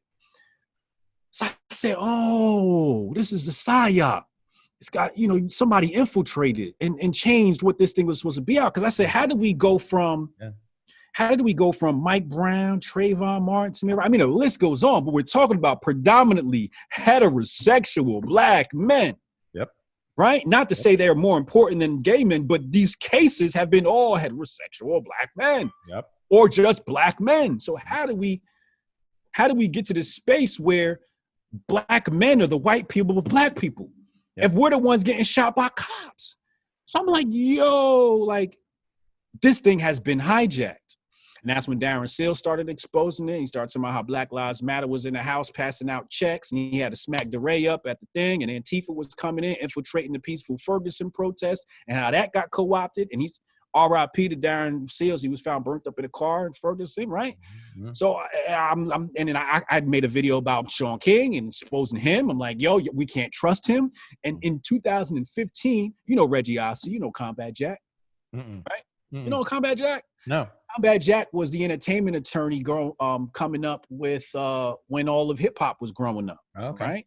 He was one of the black entertainment attorneys looking at a lot of those contracts. He was looking at Arista contracts and all of that. But you know, Combat Jack. Wait, what was I talking about before that? Gay infiltration of the Black Lives Matter. Oh yeah, he calls me up and he says, yo, I see you talk about Sean King. I said, yeah, we can't trust him. He's like, how you so sure? How you so sure? And I'm like, yo, this is my gift. I know people and I can tell when we see a snake. And I told him about R.I.P. Reggie Ossie and Combat Jack. But, you know, he hit me up on the phone. Like, is he really somebody we can't trust? But and you see what happened with that and how everybody's been exposing them now. But I was exposing these people and they said, oh, you're jealous. I'm like, jealous. Don't y'all know I came from a 6-figure household? I ain't got to tell y'all shit. I could go disappear right now and be good. And be good. I could go get a 6-figure job right now and not care about any of y'all. You know what I'm saying? Yeah. Like, I'm good. I was good from birth. I was born with a silver spoon in my mouth. I'm lucky. Right. You want to talk about privilege? Let's talk about Hotep Jesus privilege. Wow. Having 2 parents that make 6-figure privilege. Having the nicest house on the block with all white people, and the white people hate you because your house is the biggest one in the block and your parents is upgrading it and putting the landscaping in so it looks sexy, and our lawn is the sexiest on the block. Oh, shit. Right? Like, and they hate that. It was so bad. Our lawn was so sexy. They came around and put poison on our lawn, dog. Wow. Woke up next morning, whole patch of yellow grass. Wow. So we had to pull it up and resod. And we did it. We didn't care. Kept it moving. Wow. You know what I'm saying? But that's my privilege. You know, like, so let's talk about that. Okay. But we were I was exposing all of them. Exposing all these fake dudes. Yeah. So a couple things there. We forgot to mention that, and I don't know exactly how it works with you, but you say you're Caribbean, right? Like, are you? My father's from Jamaica, y'all. Okay, but you were born here. You're born in the States. I was born here, y'all. But your dad's Jamaican. Correct. And your mom's an ADOS. Correct.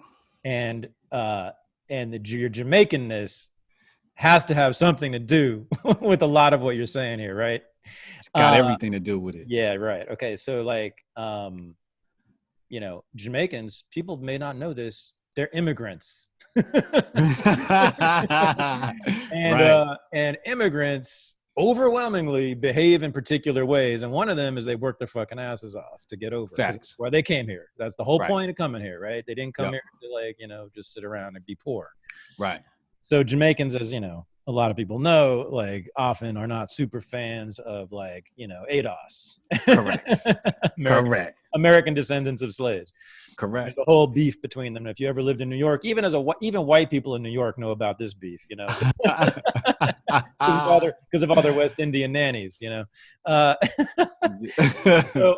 But on top of that, like, Jamaican culture, you know, I mean, there's many Jamaican cultures, of course, but like, right. Jamaican American culture, and a lot of Jamaican culture, famously homophobic. And I'm not saying you're homophobic. I'm not saying you're homophobic. Yes. Oh yes. But like, no, I am homophobic. You are? Okay. Oh yeah, I'm admittedly homophobic. I tell my gay friends all the time, I don't like that shit. Oh, okay, but you went on this whole thing about how you're cool with everybody in your family who's gay, and like, I like to make the term so shallow it means nothing anymore. All right. But what is homophobic? How are you homophobic then? Like, I just don't agree with the lifestyle. What do you mean you don't agree with it? I like I don't want my sons around it. Like if my son had a gay teacher, I'd have a problem with it. Really? Hell yeah. Like, I'm not like, why? I'm just curious. Because he could be influenced to be gay. I have a fear of that. Right. But like I don't even care, but I'm just curious. Like what is it about being gay that bothers you? I don't know. Okay. I don't know. I'd have to think about that. Huh. I think that we'd have to first start with my dad's Jamaican. So you already know what comes with that and homophobia, right? Yep. And the music that comes along with that. So that's definitely an influence. I won't deny that. Right. Okay. But I don't know. I wouldn't want my sons to be that. Well, you and Hoteps generally, right, are very attached to like traditional masculinity too. Right. And traditional femininity as well, right? Yeah. But you talk more about the masculinity and you see like black men as having been basically emasculated in various ways in this country for all kinds of reasons, right? Right. So I mean, that must be part of it, like your distaste for homosexuality. Well, the distaste for the entire emasculation. The thing with emasculation is it doesn't have to be gay. You know, like along with the whole Black Lives Matter movement came the carefree black boy, right? So not only did they emasculate him, but he was no longer a man. He was a black boy. So this is hashtag carefree black boy. And then it's black girl magic. Yeah, no, right. That's a woman, right? So they like to reduce us to something as a child. Not just a child, but a magical child. Right. That's so mystical and fake. Sacred, magical victims. Yeah. So when you say black boy joy, then you put a flower in my ear, right? And then, or if you only feed us this cookie cutter conservative, you know, the typical black conservative who's been cucked, you know, that's emasculation. When you have to take the bass out your voice to go on Fox News, right? Yes. That's another form of emasculation. So that's why I don't like to just put it on the homosexual thing, because it comes in all forms. Totally. Yeah. Here's another reason you're not so fond of homosexuality. Okay. Is because you guys are all about the nuclear family, the black family, and rebuilding. Boom. Right? Boom. Maybe that's at the center of it, right? I mean, I know that's at the center of your ideology, right? We haven't even gotten to this yet. I mean, the black institutions are really important too, but like the most important for you guys, the most important institution is the family, right? The nuclear family, yeah. And now gays can have a nuclear family, but obviously they can't procreate. So, but so like that logic holds there at least, right? So, talk about that. Like, talk about the family, like why you think it's so important. Because you know, there's in order to. So what they like to do is they like to talk about mass incarceration. Mm-hmm. They like to talk about. They like to talk about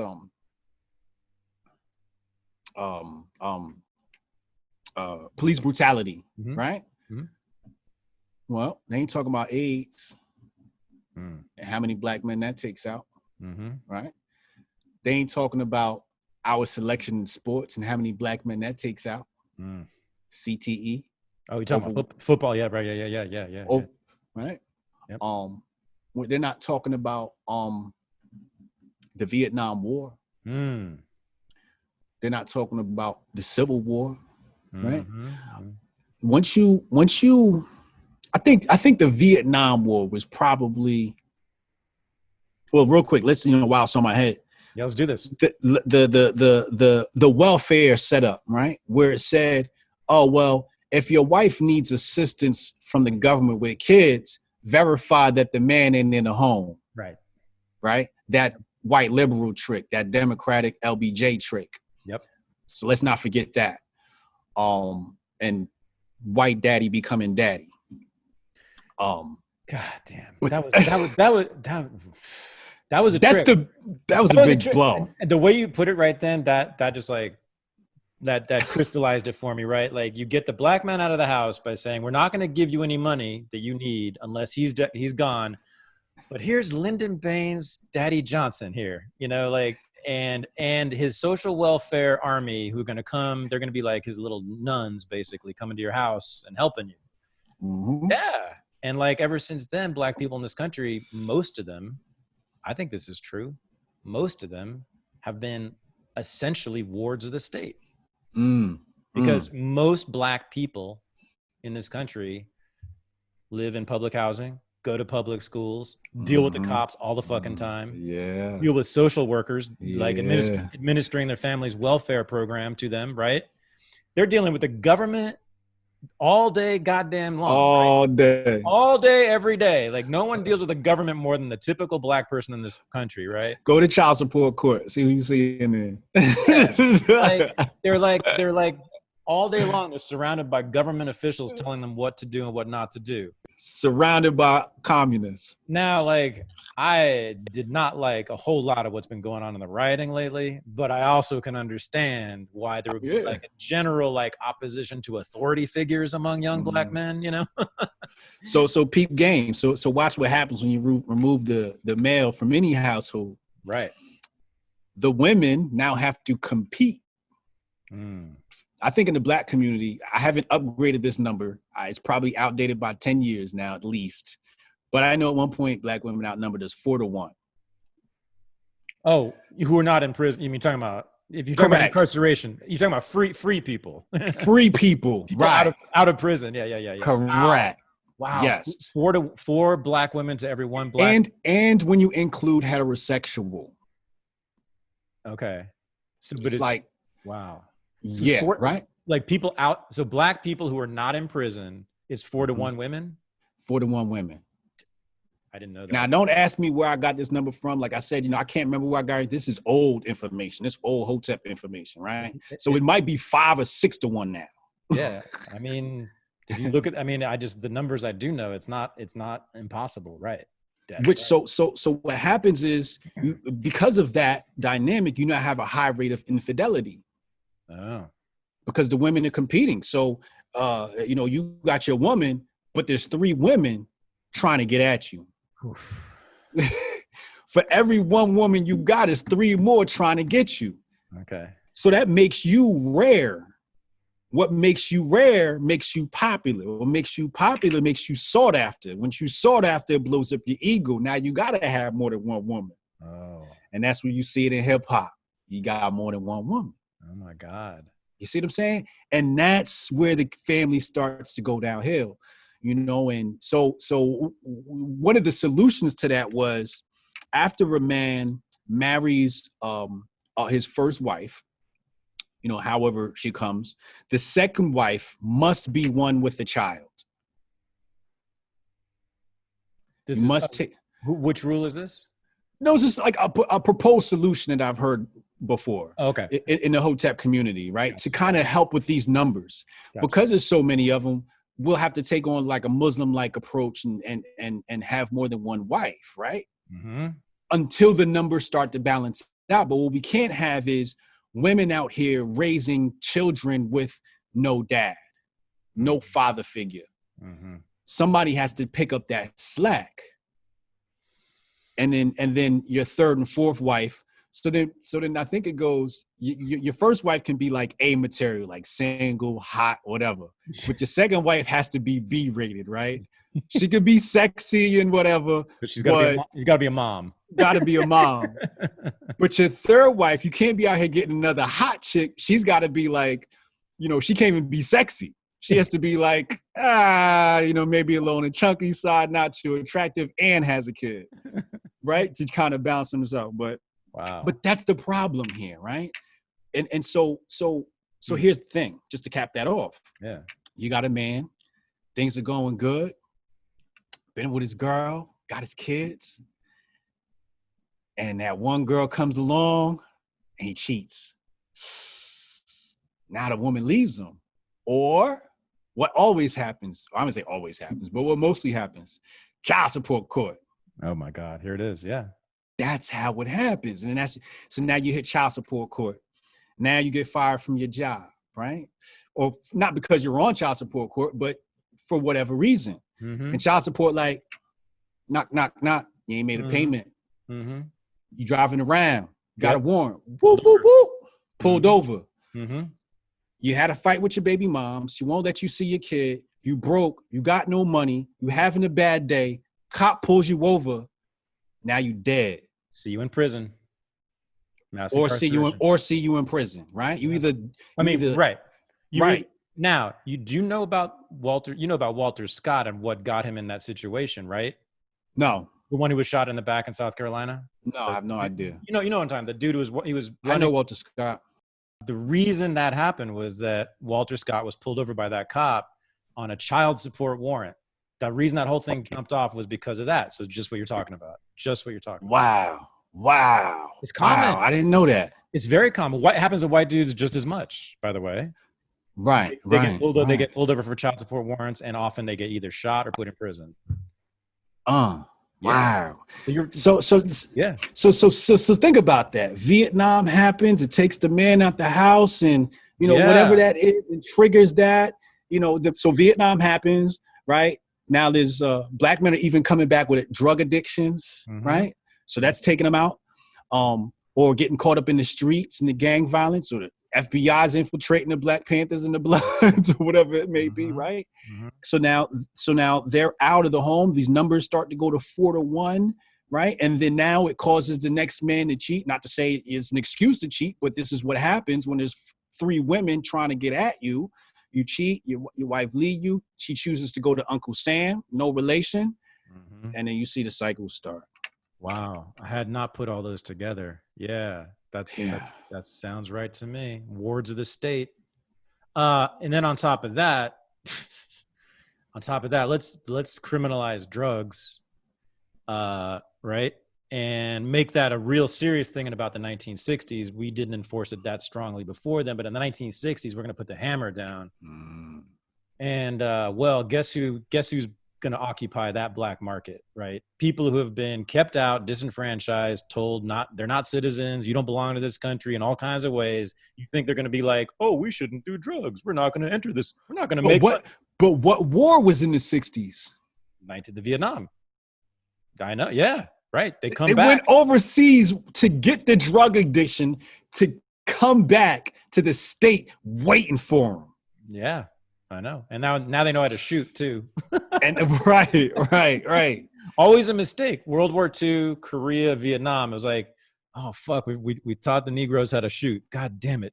Because they came back and started. Because, a lot of people have said the civil rights movement began in large part because of all the veterans who were like, we know how to shoot a rifle, motherfucker. Like you want to, and the civil rights movement all had armed guards. You know that, right? Like it was all bristling. Everybody had a gun all around MLK all the time. Like, okay. Oh yeah, and a lot of them were veterans. Yeah, who either were either in World War II or drafted into Korea and knew how to shoot.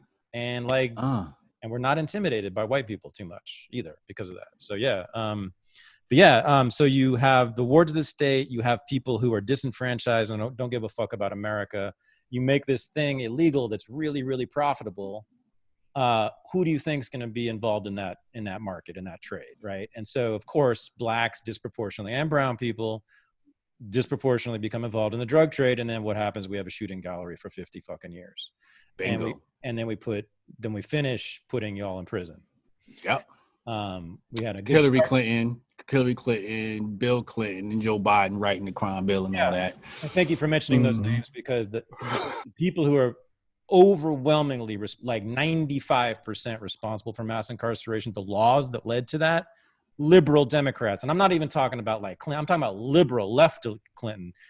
Nelson Rockefeller, he was a really liberal Republican in the 1960s. You know about the Rockefeller laws, right? Oh, yeah. They put people under the prison for basically smoking weed, right? And all the way up. Right? Yeah. They filled Attica to the brim with black people because of a liberal, okay? And then the 1994 crime bill, Joe Biden, Clinton, on and on and on and on and on. Obama. I forgot about the Rockefeller. Yeah, the Rockefeller laws, man. That's the origin of all. Yeah, that's the origin, right? Yeah. And, I mean, Reagan certainly had something to do with it, but then the big spike is the Clintons and Joe Biden beginning in 1994, and mandatory minimums for everything and death penalties for all kinds of shit. Yeah. And that's when you just see like a skyrocket, right, for mass incarceration. And it wasn't just black people. Because there's as we speak, there's 500,000 white people in prison right now who no one ever mentions. Now imagine you go your whole life dealing with racism.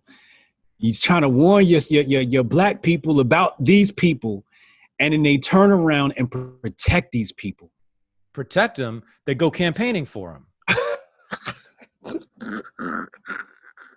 hey, you know you're not black if you don't vote for Joe Biden, right? You know you're not black. You're not a real black person if you don't like. I'm like, wait, it's the exact opposite. It's the exact opposite, Joe. It's the exact opposite. Like, if you were a self-destructive black person, they would vote for your fucking ass. Like, if you want, like, for real. Not to mention all of his votes for war, and not to mention all of his votes, whatever. I mean, like that dude. So what the left says about Trump, like in terms of what Trump's going to do to black people and stuff, like what it's been saying. Biden's already done it. Like he's already done it. He's had a whole career for like decades. He's been doing it.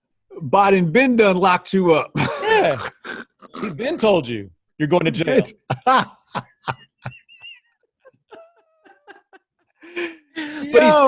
But he said it nicely. So it's cool. It's cool. So it's cool. He's cool. He goes to black neighborhoods and like he kind of uses the lingo a little bit, kind of, sort of. Until he fucks up and says something racist. And then Trump might have said things that are racist adjacent. I don't think he's ever said anything that's like straight up technically racist, but some shit that's been pretty close. Like Joe Biden, when he said that to Charlemagne, that is technically, definitionally racist. Like according to anybody, if you belong to a certain race, you're supposed to think a particular way. Yeah. That's like textbook racism. Like, and that's not the only thing he's ever said.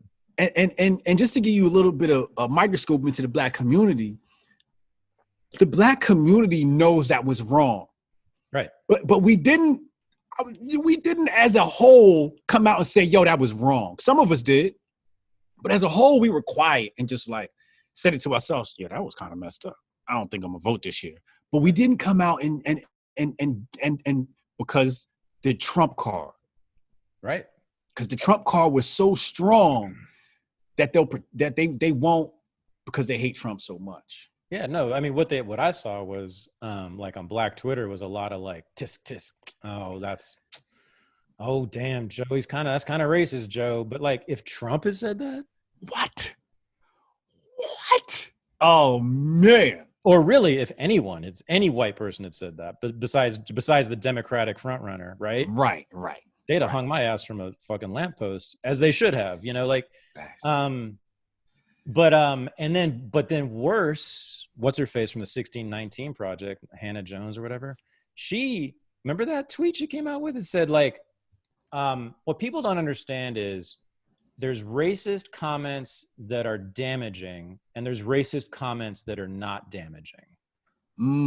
Like what he said was a racist comment, but it didn't hurt anybody. Right. Like, oh, I see. Can you tell me where the difference is? Because I don't know. Like what depends on what the liberals say. God, that's amazing, right? Yeah. But this racist old cracker corpse of a man, like, I mean, he's really a racist. I don't use that word unless I really mean it. He said, fucking mean it. He said, poor people could be as smart as white people. Right. Freudian slip. It's incredible.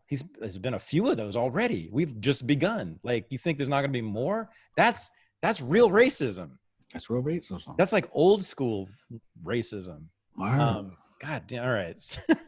So black family, black institutions, black business. Decenter the white man from your consciousness. Yeah. Liberate yourself from this obsession with what white people think. Yeah. Stop making them the center of your life. Yeah. Which is what they do. Yeah. Like, and that's what I've always said. Like when I was teaching, I taught for 25 years at like Columbia, these fancy elite schools, and it's all this black victimhood shit. And I was always like, you guys care about what you care about most is what I think. Right.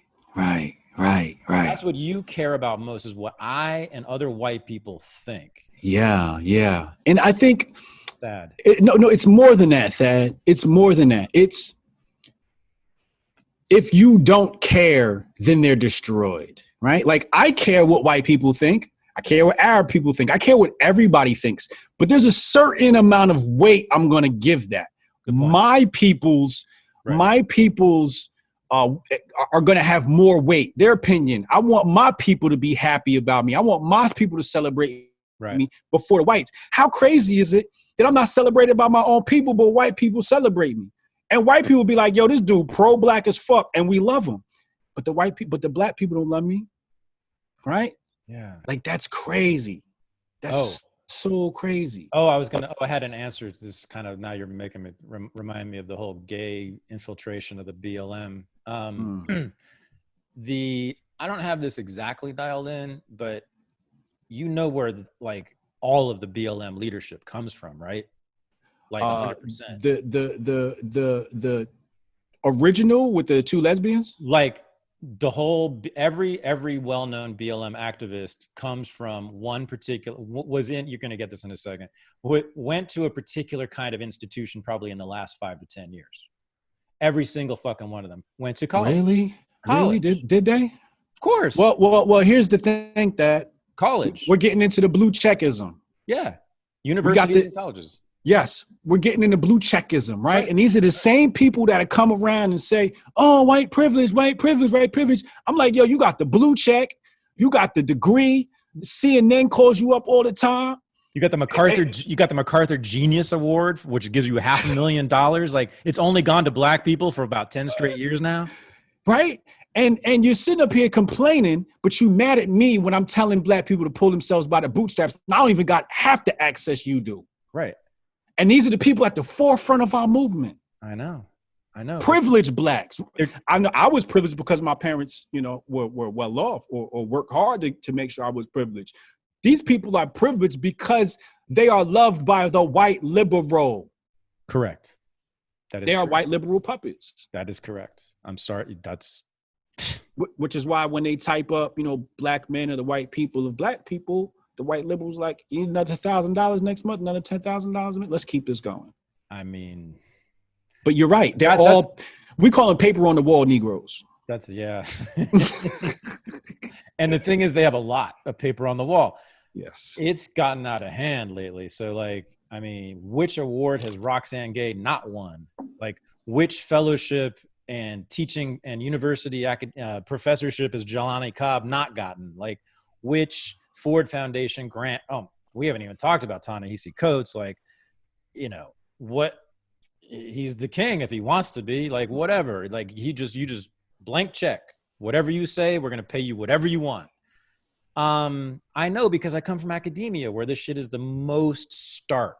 Like, it's so clear. How do you think a guy like me would do in academia? You wouldn't last. I mean, either you just couldn't stand it, or they would figure out a way to kick you out. And that's why I don't have a college education. Or did you even go? I went. Where'd you go? I went to a couple of county colleges. Okay. My parents made a real big mistake. So when I left high school, I was definitely white cultured. Oh yeah. And I went to a suburban school. Does that account for your love for soccer? Nah, that's because my dad's from Jamaica. Oh right, of course. Right. Of course. Yeah. But I did play soccer with all the white boys. Yeah. Right. Wait, where was I going? Damn, I'm sorry. Would it be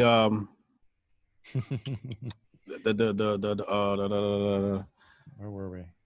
Soccer, white boy. You went to school with white boys. School, community college.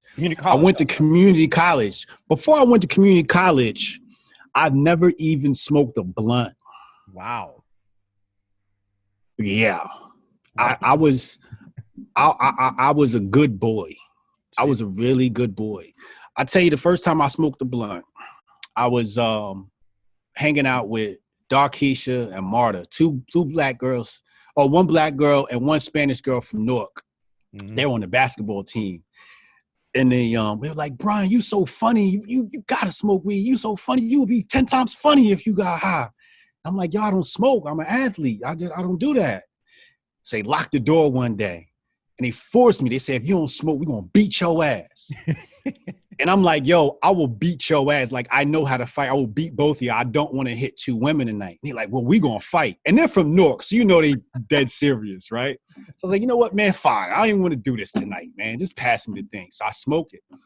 Then I called my homie who's been trying to get me to smoke since we were in high school, right? And he cussed me out. I've been trying to get you to smoke. First of all, I called him. I didn't tell him I was high. He He could hear it over the phone. He's like, B, are you high? I was like, what do you mean? He's like, what were we just talking about? I was like, I don't remember, right? He's like, you're high. So he cussed me out, right? But I say all that to say, going to community college was bad because I was introduced to one of the gangsters used to like suck onto me because I was intelligent and we were both alpha males, right? So I remember one of my dudes, I don't remember his name, but he used to come to school every week with a new car. Come to find out, he was trafficking guns with Russians. Oh shit. Yeah. One time I had an altercation in school, and one of the dudes, they tapped me. They were like, yo, if you want me to handle this, I could get this handled. And I'm like, nah, I don't want no parts of that. I don't want no parts of that. But my point is, I was ruined. This is when I was introduced to the streets, was in community college. Of all places. Of all places. Right. So my parents ended up moving to an even richer neighborhood. So then I enrolled in a more white community college. So I started taking classes there on my own because I wanted to actually learn now, right? Before it was like my parents were forcing me to go to college. And I had a horrible high school GPA. So I went to this white community college, and at first I signed up just to hustle, just to sell things to college students, right? I was selling sneakers, I was selling clothes, I was selling weed, whatever I could hustle, I could just hustle it up. I was hustling music, I had my own record label at the time. I was selling mortgages to my teachers because I was a mortgage broker eventually. Wow. So I was signing up to school to make money, right? Then I took a marketing course and I passed that course, and my teacher was he was a consultant for Procter & Gamble, and he was the inventor of antibacterial soap. So this is where I got my first introduction to marketing. And he said, I'm going to teach you guys marketing. He said, Procter & Gamble called me up, said, Tide wants to sell more detergent. So how do we do that? And so they did the study. So he said, send me a description of your product. So in the description of the product, it said antibacterial. So he said, take this and put this on the label. Call it antibacterial soap. They modify something with the formula. Don't really change much. All he really did was throw antibacterial on the thing. Boom, sales skyrocket. So this is the type of magic I was learning at this school. So my thing was this, right? So I got to tell you about my brother, right? My brother comes from Jamaica, and now Jamaican schooling is way different than the United States, right? It's British. Yeah, it's British. So they're learning algebra like 6th grade, right? And it's strict. So my brother came here at 16. He was ready for college, right? Because he was so far ahead. Like, he just tested out. It made no, he couldn't even sit in high school here. It made no sense. My brother's a math genius, programmer, graduates from NJIT. My mother, master's degree, graduates from Rutgers. My sister, PhD. My father, engineer. I'm surrounded by scholars. Damn. And raised by scholars. Damn. So I'm having arguments with my dad or my brother. I'm listening to their arguments. We have our own library. We didn't have devices back then. All you had to do was read. So I was born a geek, right? Age 16, my father's working at Prudential. Prudential's got a law firm upstairs. I forget the name. Prudential law firm upstairs. My father's cool with the attorneys. They're throwing away all these computers. 10 computers come to our house, IBM, old. Some work, some don't. Computer manuals inside. My dad says, if you can fix these, I can sell them I'll get you $100 a piece. I open up the manual, plug a few things in, look at the error codes. Error code says, bad hard drive. All right, give me this hard drive. Boom, hard drive, good. Let's install Windows. At that time it was 3.1. Boom, boom, boom, boom, boom. We selling computers. This is age 16. Age 16, internet. This is 1996 around, 95 around. Netscape, AOL. I'm building websites. My first client was an Indian guy who had gold coins, and he wanted to set up an e-commerce site. I was probably 17 at this time, 1997. Yeah. So this is what I was doing at 17 in 1997. We had in high school, DJ Rit Rat, shout out to DJ Rit Rat. His first business card was designed by me. I had my own printing business at 16. My father used to take us to computer shows, so we'd buy whatever I wanted. My father was always supportive. We always had, when the GPS first came out, he had it custom put in a Honda Accord. When CD burners came out, we had it. You know, he was always on the edge of technology, right? And this is where we're going with this conversation, is technology. So I'm surrounded by all these geniuses. And I kept saying to myself, like, y'all went to college, why do I gotta go? I'm smart already. Like, I know how to get this money, right? Yeah. So I'm working at Cheesecake Factory and I got my own record label. About 10 gentlemen in suits. One white dude who looked like the typical Italian Buffy mob looking guy. His name was Tommy too. Had a last name like Versetti or something like that. But a whole staff of black men walking with suits. And I was their server. Now, if you know anything about black people, I'm about to say something racist here. We're going to modify a few things when we order our food. You know what I mean? Don't put this on it, da-da-da-da-da. I take 10 orders without writing them down. Food comes out perfect. And they say, yo, how did you do that? I was like, I got a photographic memory. All I got to look at you is like, see, like when you, like if you say no bacon, I'm looking at you like, you look like a dude that ain't eating no bacon. You know what I mean? You look like you Muslim. You know? So I was, you know, but with memory, you know, you have to do like association. So I understood how to memorize people's orders. I would just look at you and make a joke in my head and it would stick. So I go in the back and I'm like, yeah, I remember you to do that one. So the order comes out perfect. Stoney Hines goes, here's my business card. I want you to come work for me. I was like, all right, cool. So at Cheesecake Factory, you know I'm making good money, right? If anybody knows Cheesecake Factory, I'm making 2 G's a week maybe, or a G a week minimum if you're running doubles, you know? Okay. And I was young and I was working hard. And plus we partied after every shift anyway. One day I got fired. Got fired on some racist shit. I had a boss that hired me at Lone Star when I was 16. He got fired for statutory rape. When he saw me, his eyes lit up like, oh, this kid knows my past. I was fired the week after he got hired. What he did was he went on the schedule and changed it. And I got a no call, no show. So I got fired. I looked at that business card that was sitting in my thing. Cause at first I'm like, I'm making good money. I don't need this shit. Looked at that business card, called him up. Like, yo, back then, mortgage business, you didn't need any experience. They took you right in, you know, da-da-da. So I go in and interview. They give me the job. There's no salary. You got to get it. Commission. Sleeping at my homeboy's house. He laughing at me for about 6 weeks. You ain't got paid yet. It's a scam. It's Primerica scam. This, you know, da-da-da. I'm like, nah, it's not a scam. It's for real. First check was $400. I worked 6 months for $400. Damn. The lady just whooped my ass on the phone. She was able to negotiate it. It was an ARM 4%, 4.25% ARM through Argent. Never forget. My next check was 5 racks. I came home and threw the money on the bed. Like, I told you, bitch. We went and bought all this. We went and all this weed. I bought suits. We went out. I was popping bottles before popping bottles was popping bottles. And then that was like the start of like me as like a professional, you know, but I was like, I was so good at getting money. I remember I pulled up to my accounting class and the lady was driving a Pinto and she talked a little ignorant. And I walked into another class. This was at the white college. And he told me I was late. I'm like, I ain't late. I pay to go here. I'll let you know when you're late. And the whole class was like, oh, and he shut up too. Cause I'm right. I pay for this education. This ain't high school. You ain't gonna talk to me like it's some little kid. And I make more money than you, bro. Because I'm hustling mortgage. I got my own record label. I got my crew. Like, I'm young. I'm feeling myself. I got girls. You know what I mean? And I'm coming to school with a wad of $1,000 in my pocket. One time I was working at Nordstrom. When I was at Nordstrom, I was making real good dough, 10% off each sale. You sell 2 shoes at $100, that's $200. Yep. You know, I was making crazy money, $200 a day, $150 a day is good money as a 19-year-old kid. Yep. So what are you going to say to somebody who knows how to get the money? So I never looked at, the moral of the story was I never looked at college as something I needed. I was like, let's just get to the money. But going back to my brother, tech, man, the black community needs to get involved in tech.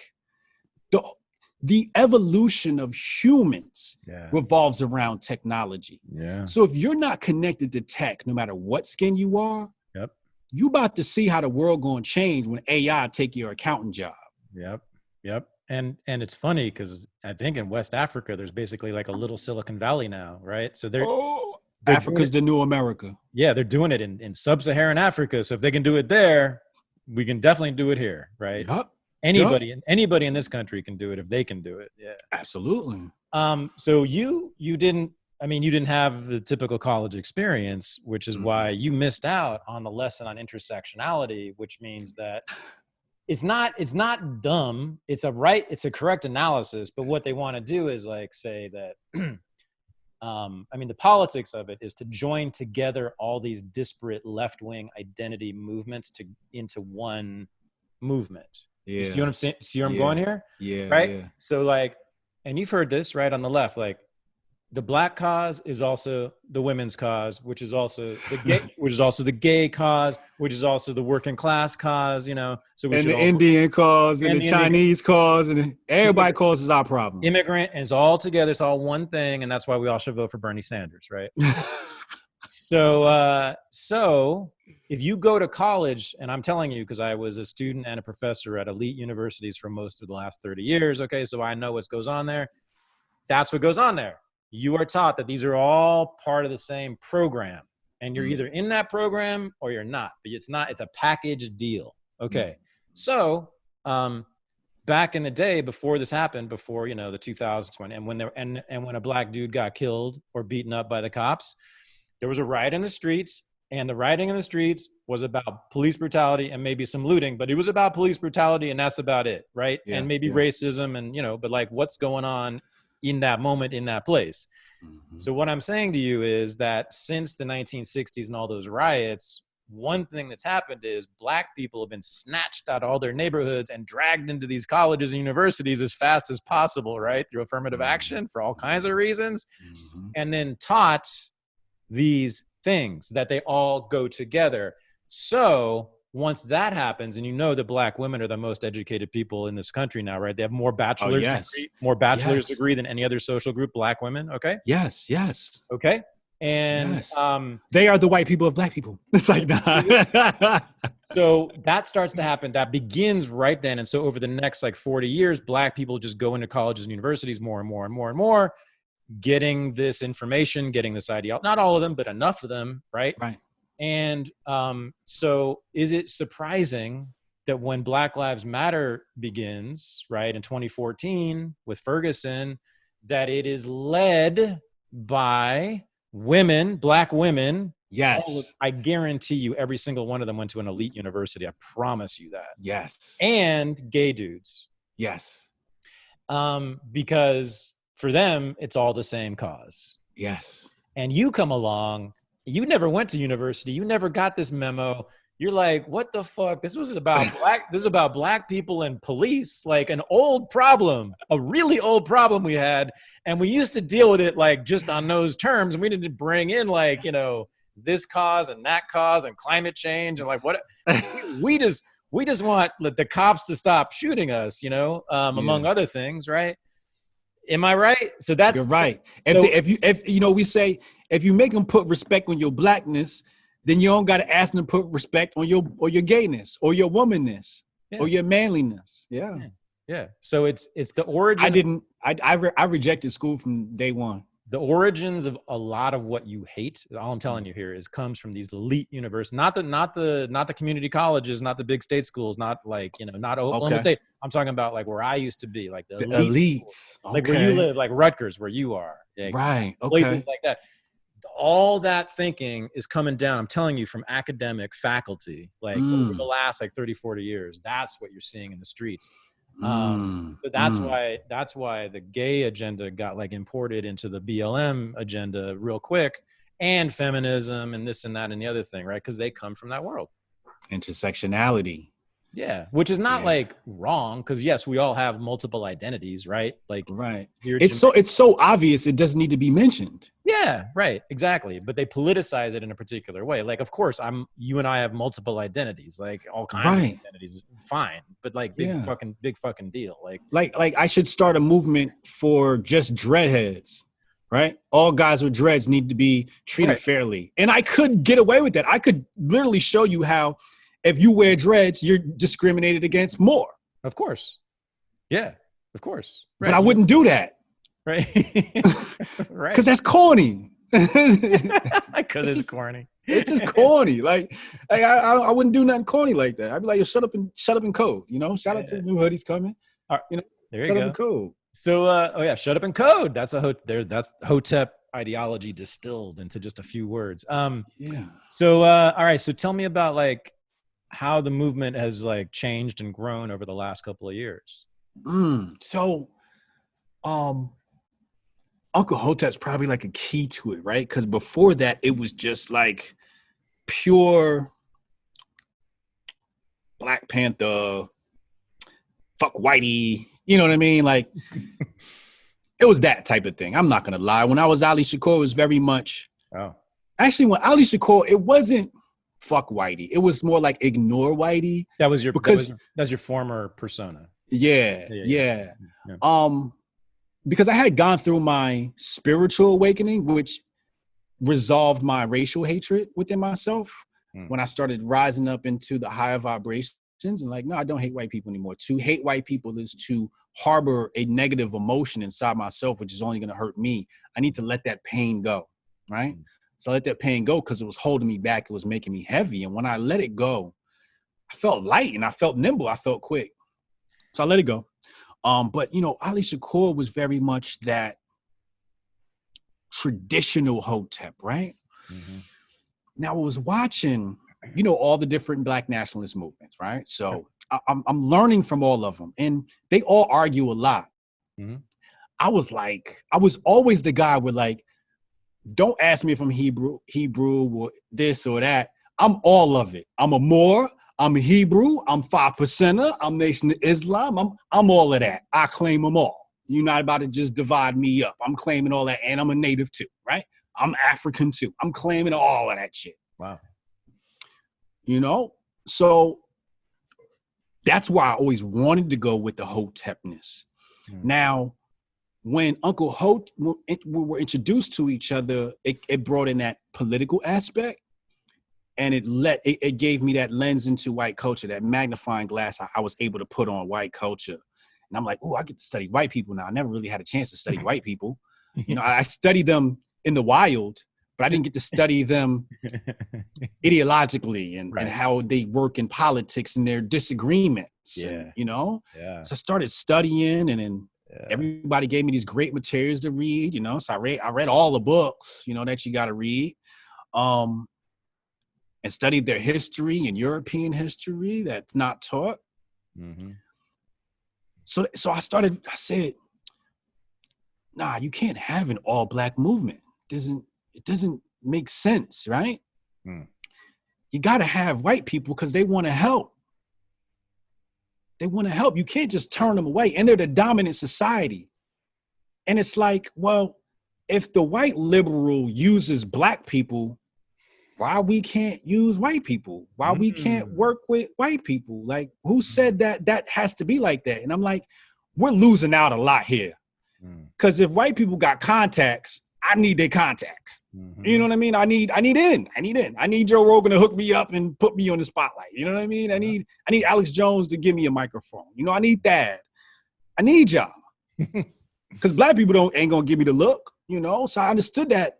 It's something bigger here. You need us, but in a really different way, right? Than like what we've been criticizing before. You don't need me to feel good about yourself. You just need me to help get your voice out. That's all. Right. Yeah. But we need each other, because we're technically on the same side.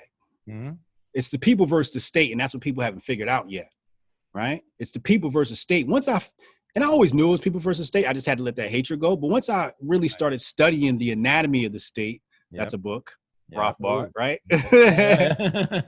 So once I started understanding the anatomy of the state, and I dove into all the Orwell works and some of the extra materials he's written outside of 1984 and Animal Farm, and really studied, I started understanding this thing better and got more war strategic. But I said, you know what? We're going to have the first pro-Black movement powered with white people. Because, usually traditionally in the Hotep community, quote unquote, with all those Black nationalist groups, there's no white people allowed. Ask Dr. Umar, no white people allowed. Mm-hmm. Nah, bro, that's stupid. You know why that's stupid? Because our biggest enemy is ourselves. Our biggest enemy is going to be a dude that look just like me.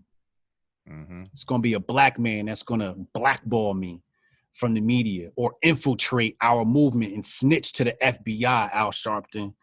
You know what I mean? So you can't really say the white man's the enemy when every time we look back, it's been one of us snitching. You know what I mean? So our Hotep nation is very much pro-black, but pro-black in a sense that if we can prop up this, let's remove race. Let's just say we have this lower income group. A lower income group doesn't help the economy. It helps the 1% because they got a slave class, but it doesn't help the economy. It doesn't help technology. There you go. It doesn't help technology. And if you don't help technology, then that means that technology will evolve even slower. Mm-hmm. We want to get the flying cars, but we can't get there if we have a whole bunch of people that don't have access to real education. So I said, well, if we help this lower income group, it's better for everybody. Right. That's really the focus on like why we want to help the black community. I'm the type, my type personality, no matter who it is, I would help. I think the real key is children. Mm-hmm. To be more specific, is infecting the minds of children because they get them early. The propaganda machine gets them early. But that's where Hotep Nation is now. It's like technology's, at the front of our frontal lobe, and then race is like our motivation because that's our people and they're suffering. They're getting it the worst out of everybody. But goddamn, I love white people too, man. And when you do your history on the relations between white people and black people, it's not as dark as they seem. It's not. There was a lot of coercion. How much time we got, Dad? We're good. Just go. You go. Let's talk about when white men used to defect to the natives. It's called Going Native. I've written about this. Yeah. Have you? Yes, sir. So you could probably talk about it better than I have. But they went native. Now, what happened when they got caught by the oligarchs? Right. They were punished. Punished. Big time. You know what I mean? Chopping legs off, locking them up, work camps, you name it. Oh, yeah. So the white man wasn't inherently saying no. He was oppressed in his country, too, when he was running to black natives, right? Mm-hmm. So I'm like, now, here's something I knew. My intuition told me there's no such thing as racism. It's just ignorance, right? My intuition told me that white people and black people were coerced by an enemy to hate each other. This is something I knew. I knew in my heart, and now I have the facts to back it up. But I knew it in my heart at a certain age. I want to say like 5 years ago, I just knew it.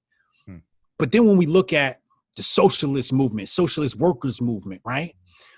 And then we have a white lower class who's oppressed by corporations, and they want equal pay. They want their work environment to be better. Remember the building that burnt down with all those people inside of it in New York City? I forget what it was called. Which one? When? Oh, man, I have to look it up, man. I study a lot, but I don't remember a lot of the names. What kind of building? What do you mean? I want to say it was a sweatshop. Oh, okay. Oh, you're talking about the Triangle Shirtwaist Fire? Wait, you're talking about yes. Was it Shirtway? The Triangle Shirtwaist Fire is all Jewish women? Yes. Okay, yeah. that not that one, but yes, that one too. That was another one. Okay. But that might be the one I'm talking about. You know how memory works. Mm-hmm. But yes. So when we look at that, we have a lower class white people that was women too, and women that were oppressed, right? Mm-hmm. And dealing with a problem with the corporate entity of America, the corporate side of America. Mm-hmm. And black people had a problem with corporate side of America too. Mm-hmm. So the socialists got smart and they said, well, black people got this problem. We should work with them. So the black people got with the white people and started working together and started creating these black and white unions because the black people had their union and white people had their union and they started working together. So the corporations got smart. They said, you know what, white man, fine. We'll pay you what you want. We'll give you anything you want. Just don't associate with those black people. And they did it. So you see how you could oppress somebody into negotiating to create racism? And that's where I think some of this stuff comes from.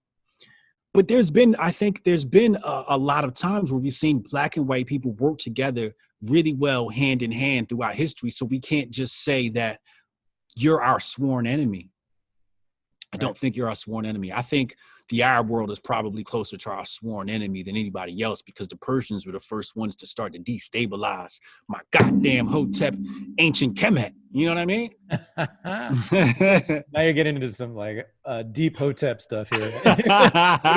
we don't want to scare the audience, man. Come on, hold on. I'm trying to get you over on the mainstream here. My bad. No mention of Dr. Umar on here, okay? Um, yes, so like old racism, you know, pre-civil rights racism, like Yeah. it's almost non-existent, Yes. right? Yes. Like people who like walk around talking about like black people being biologically inferior to white people, that doesn't happen, right? Right. There is no explicit racial discrimination. It's totally illegal. It is like not allowed at all for real, right? Right. Right. After World War II, and this is what I've written a lot about, is the rise, Okay. and this is something you and I completely agree on, and you know all about this too, is what I call racial liberalism, which is still the dominant way we think about race, both for whites and blacks in this country. Okay. And that's the shit that you guys criticize most of the time, which is this paternalism, right? Which is, and this started off with Gunnar Myrdal, who was a Swedish social scientist who came here in 1944, wrote a book about it. He said the black culture is degraded, debauched. It's over emotional, over sexual. They don't build anything. It's all fucked up. Pathological, right? Okay. And what they need is to be made to imitate and emulate the norms of the dominant society of white people. Wow. So that's the hardcore assimilationism, and that's in 1944. Martin Luther King comes along 10 years later, and he's like, "Yes, correct. That's what we need to do. We need to make black people just like white people." Yeah. And the Supreme Court decision, Brown versus Board of Education, right, 1954, which everybody thinks is a great thing, integrate the schools, yay. You read the decision, and it's not long. Read the decision. In there, it says we need to train these people so that they're good workers and good soldiers for this country.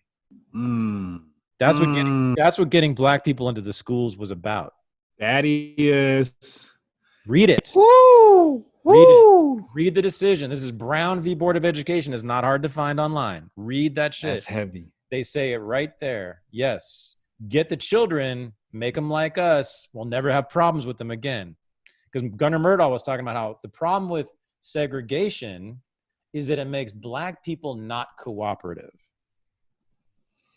It makes black people not align themselves with white people. It makes black people always mad at us. And therefore, when we go to war for some stupid shit in some other country that no one's ever heard of, black people are like, what the fuck are you talking about? I am running as far away from the draft board as possible. So that's why draft dodging among blacks was like record setting, right? Yeah. And so they come along in the 1940s and they're like, fuck, we need these black bodies, like, because we got to fight all these wars all over the world, right? Okay. We got to fill up the army with people. Yeah. You're going to leave 13% of our bodies like on the table. Are you crazy? Yeah. Maybe they're stupid and inferior, but they can still shoot a gun at a communist. They can take a bullet. Yeah. And you were talking about Vietnam, right? That was the first time they were put on the combat line, the front lines, in large numbers, right? So, but assimilationism was the main thing there, right? Which was, and I'm gonna say it again, it's cultural genocide. They weren't playing around with black culture. Yeah. They didn't even like jazz, man. They didn't even like jazz. Jazz was too like black for them. Yeah. Even in the 1950s, when it was already like considered like classical music, they were still like, Martin Luther King didn't mention jazz until the 1960s. Wow. Yeah. And so what do? You get them in the schools, right? So first it's in the public schools through Brown v. Board of Education. We train these black kids to be like us. And then in the 1960s, affirmative action comes along, get them in the colleges, and we're going to have a whole generation of DeRay Mackesons. Yes. We're going to have multiple generations of DeRay Mackesons who are going to think just like us. Yeah. Now, DeRay, I mean, I don't hate the guy, but like everything he says is like what college professors say, most of them white. Like, you know, basically he says what white college professors have invented and been saying for a long time. Black too, but mostly white professors in definitely white institutions. Yeah. He is just like what like the American left thinks. Yep. So they won. They created, and Obama's another great. That's what they wanted. They wanted like a nation of Obamas, right? Yes. Because he's about as good an American as you get. He's controlled. He wears business suits. He's got a nice nuclear family, right? His wife is respectable. His children are sort of respectable. You know, right? All the things that white people. So let me ask you this, Dad.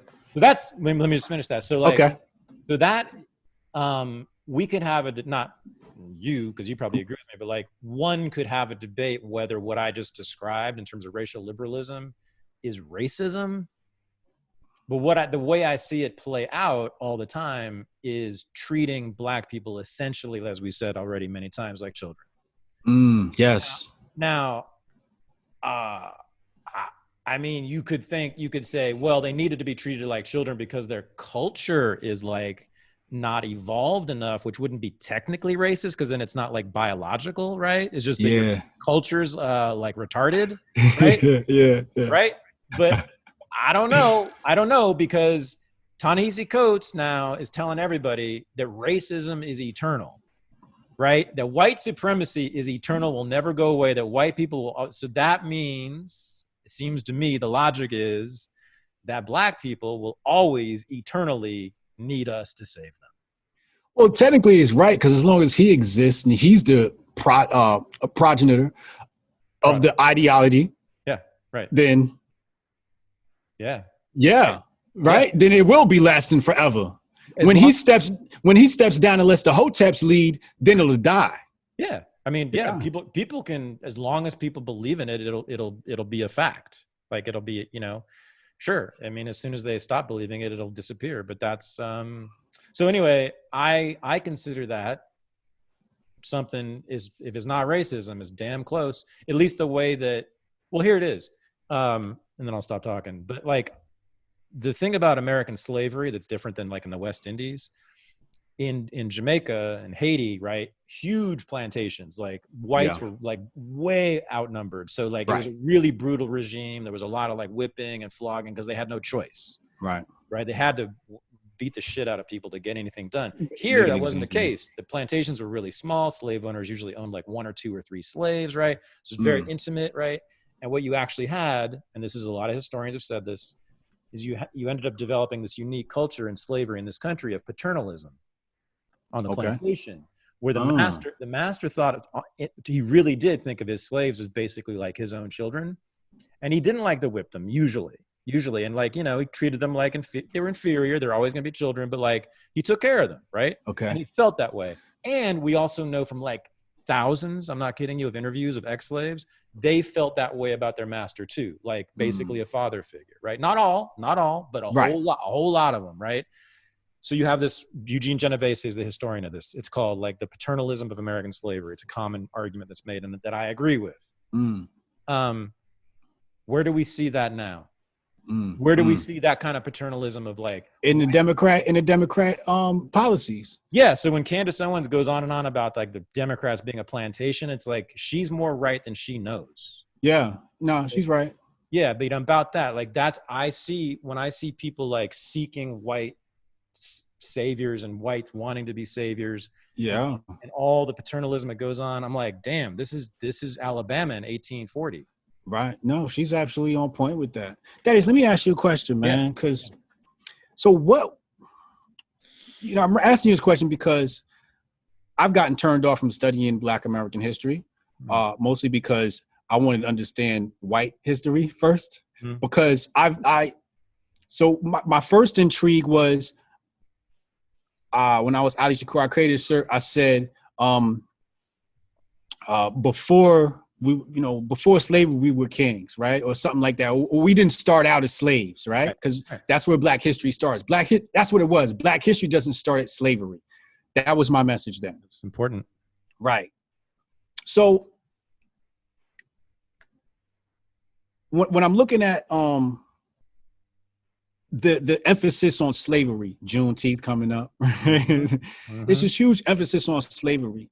So I wanted to know, where did the black power structure in Africa fail? Picked up this book called Chancellor Williams' Destruction of a Black Civilization. Once I read that book, I was like, I kind of know where we went wrong now. I wanted to know where we went wrong. So once I studied that, I got off of Black history and moved to, I want to study European history, Bolshevik Revolution, all of that. So I don't know my Black American history that well. I want to ask you this. What was the Black education system like prior to Brown versus the Board of Education? It wasn't. I mean, there was almost none. So there were schools in the South public schools for a while, just like for a few decades, I believe, until Brown. So Brown's 1954. Okay. So you had public schools in the South at that time that were just like less funded. This is actually an important story. You'll like this, actually. Okay. And everyone agreed. They just got less money, right? Fucking Jim Crow South. They were like, the school council's like, well, how much should we give to the Negro school? And they're like, not much. Yeah. So the NAACP comes along with all their lawyers, Thurgood Marshall in particular, right?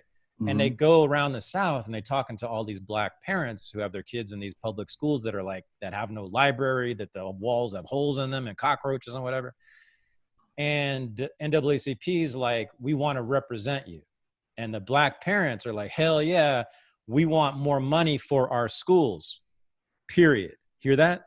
Okay. Hear that? We want more money for our schools, the Black schools. Okay. We want the government of South Carolina or whatever to give Black schools, the public schools, more money, equalize it with the white schools. So these are all Black schools. These are all Black. Jim Crow. This is Jim Crow Black schools, right? Okay, underfunded. And the movement, it was called the Equalization Movement. It was a grassroots movement of Black parents. You're going to love this shit. You're going to love this shit. And it was gaining steam in the 1940s and 1950s also because you get all these veterans from World War II coming back. What a shoot, right? And are just have like, more kind of the masculinity you're talking about, but like a lot of Black women too are no longer having this shit. So there's a movement to that's it. So Thurgood Marshall and the NAACP and all these fancy lawyers, fancy Black lawyers from Washington, D.C. come down the South.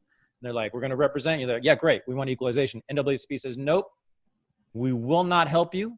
We will not represent you because we're here for integration. That's what the NAACP said? Correct. They said, we will not help you in your equalization movement because we are here for one purpose only, which is integration. You got to get into the white people's schools. That's what we're going to help you do. And that's what they got. Controlled opposition. So that's Brown. That's how Brown happened. And this is not crazy radical Thaddeus Russell talking. There's many books written about this. You can research this. It's easy to find. This is not even controversial history. Like liberal historians have written about this. It was the equalization movement in the South that was destroyed by the integrationists in the NAACP. Wow. So yeah. It's defeated, right? Yeah. But what does it look like had the NAACP not come along? Is there hope that we build our own institutions, maybe without governmental help? I mean, right. So that's in 1954 when they're like Black nationalism really there is no major, I mean, the Nation of Islam is still around, but it's like at its nadir right then, right? So you have Nation is founded in the 20s in Detroit, and it kind of like isn't much until the 60s. So this is pre-Malcolm Nation, right? So the Nation, there's just not much of a Black nationalist build our own institutions kind of thing in the 1950s and 1940s and 50s. Okay. So it's just not, as far as I know, it's just not really talked about, except like in the tiny, tiny little circles of the Nation of Islam or whatever. Right. But then along comes in the early 60s, Malcolm, and then it's all about that, right? And it's like, and he's like, fuck Martin Luther King, fuck fuck caring about white people. Fuck white institutions. If they want to have their colleges and universities, have fun up there. We're going to make our own, like we need businesses, Black institutions, Black land if we can get it. Ali. But mostly, But mostly and this comes from Frantz Fanon too, right? It's psychological. Okay. It's the same shit we've been talking about for 2 hours, which is like, Yeah. get the white man out of your head. Right. I mean, except as just like an obstacle to be overcome. Maybe, right? Yeah. It's just a hurdle. They certainly were, right? You know, Yeah. segregation was definitely an obstacle. Like, you know, Right. I want to have access to that space. I want to drink from that fucking water fountain. I want that, you know. But instead of like being wounded psychologically by what they think of me, right? That's Malcolm gave speech after speech after speech exactly saying this. And that's why like every day, like I pray for the return of a Malcolm X. And that's why I love your show and I love listening to you, because it occurred to me, I think just today as I was like prepping for this, I was like, yeah, I mean, your spirit is as close to that as I've ever seen. Oh, you and like Killer Mike is like the only other like Black public intellectual I would say carries the spirit of Malcolm X in that way, which is which is about distancing yourself or decoupling, I think might be the word you use, decoupling your psyche from it's not even the white man, it's not even the real white people, it's like what you imagine white people to be thinking. Right. The So Oz. the imaginary white mind, like decouple your psyche, from whatever that is in your mind. your feeling of worth, self-worth, right? Yeah. From what you imagine white people think about you and Black people.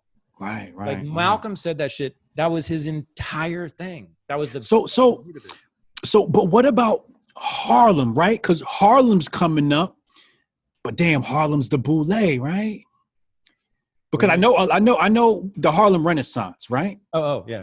Mm-hmm. Comes about. What year is that? The 40s, the 50s? 30s. My bad. 30s. Yeah. And I know a lot of that. 20s and 30s. Yeah. Right. Roaring 20s, right? Because it's coming out of Roaring 20s, right? Right.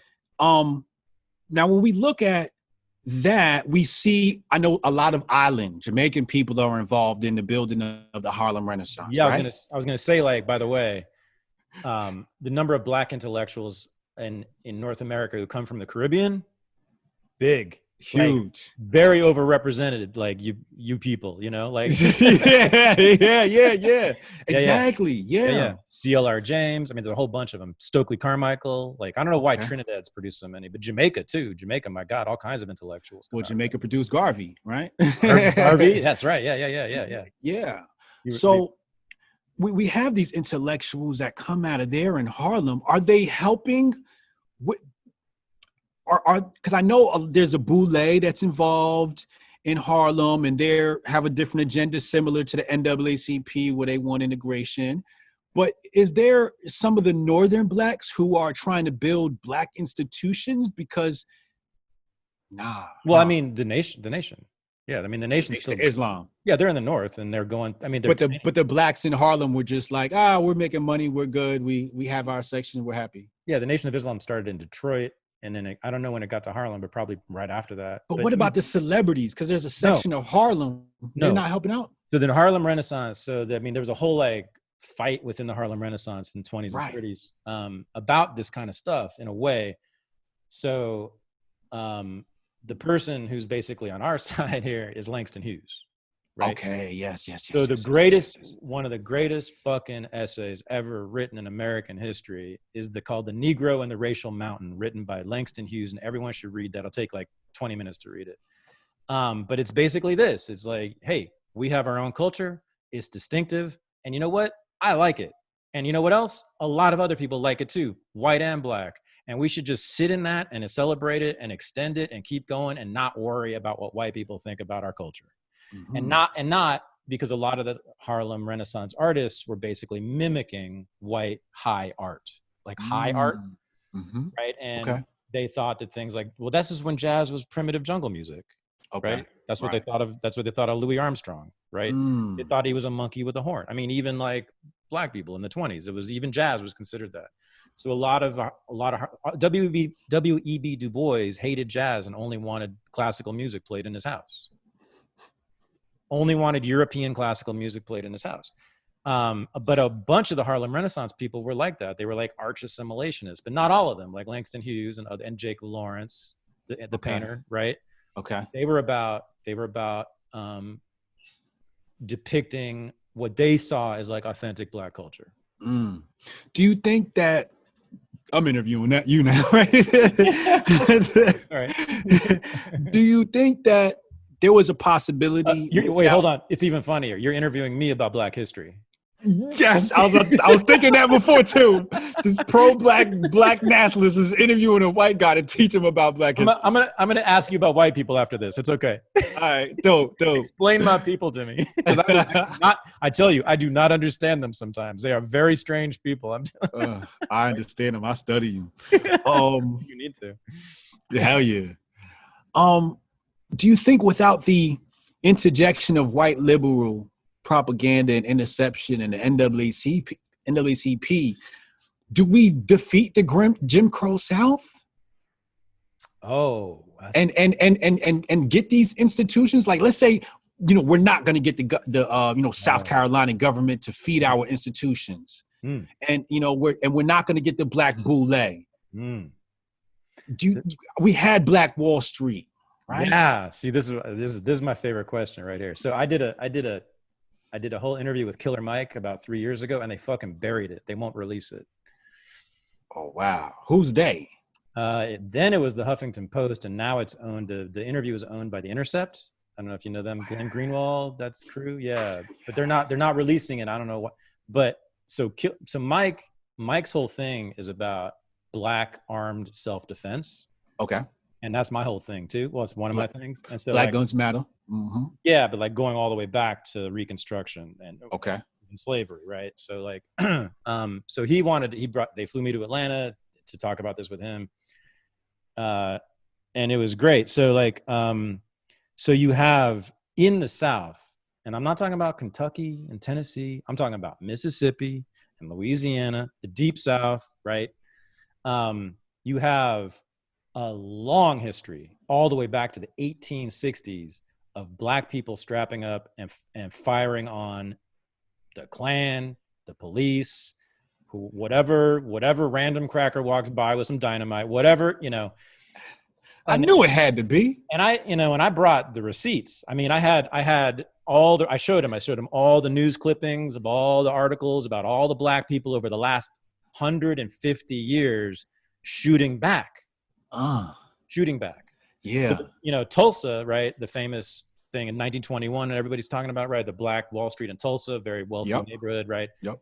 Literally dropped a bomb on it from a biplane. And I mean, that was a war. That was a mini battle. Black people were actually armed up shooting with them and everything. Yeah, they fucking fought back and they killed a bunch of white people, right? Right. It's like, okay, you want to do this? There's going to be a price. Right. I mean, you might win, but there will be a price. This is not just going to be a lynching anymore, right? So the 1890s was the height of lynching. That was like about 2 Black men a week, roughly. But then by the 1910s, what happens? Again, a lot of Black men go into the military, learn how to shoot, come back, not having it. So in 1920s, you have a lot of men and soldiers who know how to shoot. Anyway, so like you got during Reconstruction, you have like lots of Black men and women shooting back at the Klan that's trying to put them back in slavery. This is when the Klan was emerged in the 1860s. In 1920, you got the Red Summer in Chicago and Tulsa. This is these huge race riots. Okay. Well, if you look at the casualty rates, it's like more Black, but a lot of white people paid the price for being racist in that kind of way. It goes on and on. I mean, there's no stopping to that. And then you get into Jim Crow during the Civil Rights Movement. Right. As I told you, Martin Luther King's house had a gun behind every door in it. Every door. Charles, they were completely strapped. Charles Cobb has written a history of this. I wrote a review of it, but you can check it out. Yeah. And then I wrote this is in my book actually. So I went into the Birmingham police records from that Birmingham, Alabama, where Bull Connor and the dogs and the hoses were, right? And I was like, what was going on like in the streets of Birmingham right before all that happened in 1963, right before King came along? Okay. And I went to the resisting arrest records file, and I found like almost every single day, some black person beating the shit out of some cop in Birmingham. Like somebody, whatever, gets pulled over, arrested, doing something, and then they just start like punching, kicking, biting, scratching. Sometimes guns are pulled, whatever, rocks thrown.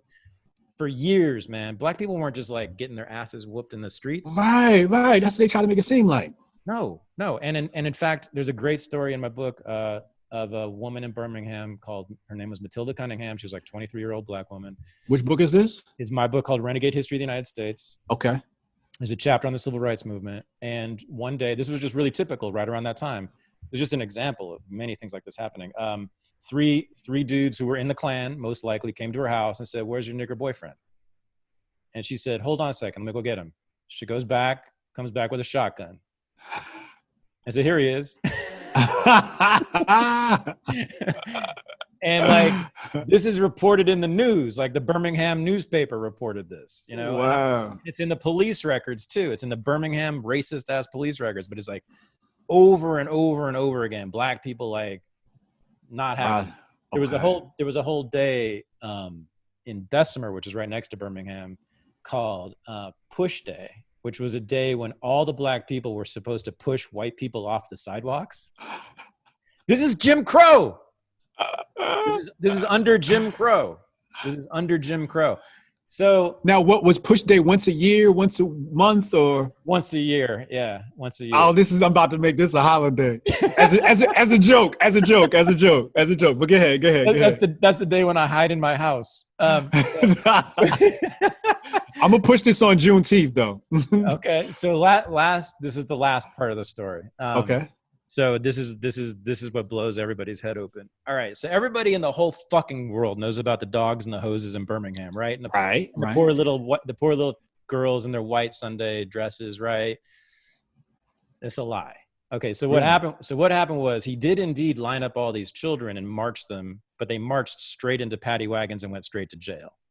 Okay, wait. What do you mean? Martin Luther King came to town. And he organized all the preachers to get all their kids to march. It was called the Children's March, right? And Bull Connor was like, "Cool, I'll have all my paddy wagons ready for them. You're going to march down the street. I'm going to take all these kids and all your activists and put them right in the paddy wagon, take them to jail for violating this or that law." Okay. That's exactly what happened. But it was staged. So and everyone knew that was staged. I mean, no one denies that. Here's the thing though. So that's not when the dogs and the hoses were used. Okay. You know when the dogs and hoses were used? When it went out on the black radio station earlier that day that there was going to be a protest at the park downtown. Thousands of people showed up who were not with Martin Luther King. Oh. They weren't with the Southern Christian Leadership Conference. Okay. They were not nonviolent Christians. They were normal, rational human beings who had been living under the fucking boot of segregation. So because they were intelligent, rational human beings, they were ready to fucking fight. They were coming to bring that smoke. They brought rocks and bricks and bottles and they threw them at the cops. And that is when they unleashed the dogs and the hoses. So wow, when you see that footage of dogs biting some people and hoses on people, those were rioters. Those were violent black people. And the cops were getting their ass whooped. Yeah. So that was added. So the cops were in defense at that moment. They sent 6 cops to the hospital that day. Okay. So then King is in prison with all of his people, right? And he writes the letter from Birmingham jail, which is like this really famous document, right? It's the famous, right? In that letter, King says this. It's a letter to the leadership of Birmingham, to the white leadership of Birmingham, the mayor, the clergy, Chamber of Commerce. He says, here's the deal.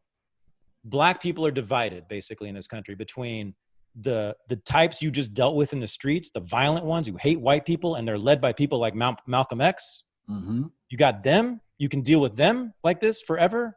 Or look at me. Business suit, Christian as hell, wife and kids at home, good American. All I want is the red, white, and blue and to be a good citizen. What do you want? Which is it? Which is it, white people? You want to deal with me or deal with them? And of course, they were like, desegregate all of Birmingham, deal with Martin Luther King. My point is that it was the violent, anarchic black people who desegregated the motherfucking South. Because without them, King had no leverage, right? Right. What's he gonna say? What's he gonna say? Like, I'm gonna still keep calling you unchristian. I'm gonna still like have my children like walk past your cops. Like, what's that gonna do? Who cares? What about the sit-ins? Are those staged too? I mean, it's all staged. I mean, the sit-ins like were real. You know, the sit-ins technically were staged, yeah, but they weren't like doesn't mean planned with. Right. It's not wrong, right? Yeah, but so like it's Saul Alinsky tactics. Yeah, but my point is that like none of the movement had any leverage without the violent rising up. Wow. And that's kind of what you see right now, right? I mean, I mean, unfortunately, riots work. Right. Black Lives Matter has no power without the violent. Yeah. So now you're like, who do you want to deal with, the rioters or Black Lives Matter? I see this. I see what you're saying. Okay. If I were DeRay, that's what I'd be doing. I'd be like, hey, you want to talk to me and my like genteel gay self? You know, I could calm this all down for you. Whatever university he comes from, you know, you want to talk to me, or you want to talk to Jamal who just fucked up your streets? You know, like who is it? You know, like I mean, and that's kind of what's going on, right? Minneapolis. Right. With their crazy asses, they're going to apparently defund their own police department because of all this. But like, and that's interesting. I'm just curious how that's going to go down. But you know that wouldn't have gone down without the violence. So how do you feel about the KKK? I hear a lot of people saying we should classify them as a terrorist organization. Me personally, you know how I feel. I'm like, why even think about them? I'm like, they've been castrated a long time ago. But where do you stand on that? Am I wrong for thinking like? No. Okay. It's ridiculous. There's like 25 people in the KKK. Right. Like the last time I seen them, they couldn't even afford for everybody to have hoods. You know, some of them had to put on like T-shirts. I'm like, yo, the Hebrew Israelites are more organized, and they all got uniforms. You know, like these guys are coming out. They got to print Gildan T-shirts. I've said this many times. The only people lower on the social order in our society than Klansmen are pedophiles. Wow. Right? Like, come on now. Who in this society is not going to just throw you under the fucking, not bus, the prison if you're in a Klan? You know what I mean? Like, yeah. Come on. They have no power. This is absurd. What I'm saying here is that racial liberalism, which I think is basically, the effects are basically racist. Right. That's what's going on. That's the dominant thing. That's the, if there's racism, it's that. It's not. If there's a terrorist group, it's that. Yeah. I mean, we haven't had a real lynching. I mean, not really, in about 60 years. Right. I mean, you know. Yeah. So I think that this style of racism that the KKK held was just so like put a bad name on the real racists that they're like, yo, you're kind of making the block hot. You know, as we would say in the community, right? You're making things suspicious. You're making people pay attention. You might actually get these people, you might rile them up and get them organized. Yeah. You know, we don't want that. So, you know, we have a better style of racism, which keeps them enslaved longer and keeps them enslaved happier. That's a very conspiratorial way of putting it that I endorse. Okay. I mean, I think you're essentially, I think that's essentially the deal that was made. That's right. No. Yeah. And I've wanted to write a book called The Uses of the Redneck or The Uses of the Crack or whatever. The uses of the right. Cause they're always threatening you. Oh, right. If you don't, I mean, you know, if you don't vote Democrat, that's the obvious one, but it's like, basically they're always like hyping the threat posed by these old school racists when there is none. Like that's a whole Southern Poverty Law Center grift. That's PLC, yeah. I mean, which is like 100% full of like charlatans and criminals and phonies and making up. I mean, that kind of racism, I'm sorry, does not exist anymore in any meaningful way. There's like a half a dozen of them, you know, they couldn't even field a fucking softball team, basically, right? So, I saw a video. This is why I have this visual, because I saw it on a timeline. Remember your thought. But I was like, I counted them. I'm like, I could count how many KKK people are at this rally. Yeah. I can count them. Yeah. But we have, at the same time, we have the most educated, the wealthiest, and most powerful people in this country. And I'm talking about not just 100 or 200, but entire classes of people, I think, and I think you think, treating Black people essentially like children. Yes. Like that's ever since the riot started. Every fucking company has to put out an email like, we're promoting Black creators this week. We're promoting Black artists this week. We are showing you Black. This. I'm like, did they need help? You seem to assume that because they're Black, they need our help. Yeah. Wow. Yeah. Wow. Yeah. I don't recall a Black person coming to me and saying, Thad, I am so much lower than you. I need you to lift me up, please, my white brother. No. Yeah. Yeah. I went to go download node.js earlier, updated version, because I'm shutting up and coding. And I had to, this whole landing page of text about Black Lives Matter. I got to scroll past just to get to the call to action to find the download link. Black Lives Matter. I'm like, I can't escape this, No. And a lot of it has to do with the fact that they're afraid to lose money. Sure. So in some ways I like it because I'm like, yeah, you scared, motherfucker. Because they're afraid that if they don't post that black box or if they don't take a knee, that we will divest. And I think a lot of people have moved towards that direction. And so here's what I say. I say that the social media pressure was way more effective than the riot pressure. Because you have this little, I don't know if you've seen it, but there's this little silent war that's been happening between whites and blacks where the Black liberal thought that their white liberals, or I can't even say liberals, just their white friends were good friends. And when they didn't see them post the black box or type Black Lives Matter, right, they were like, wait, they were hurt. I know. They were hurt. I know. I saw people crying. Yeah. One of my friends left social media. She deleted her accounts and said she couldn't deal with it. I want to talk about the effects of that too, but there's this little war going on now between these whites and blacks where white people are peer pressured into speaking up, and if they're not, they're automatically dubbed racist. Worse than that, they're killing you.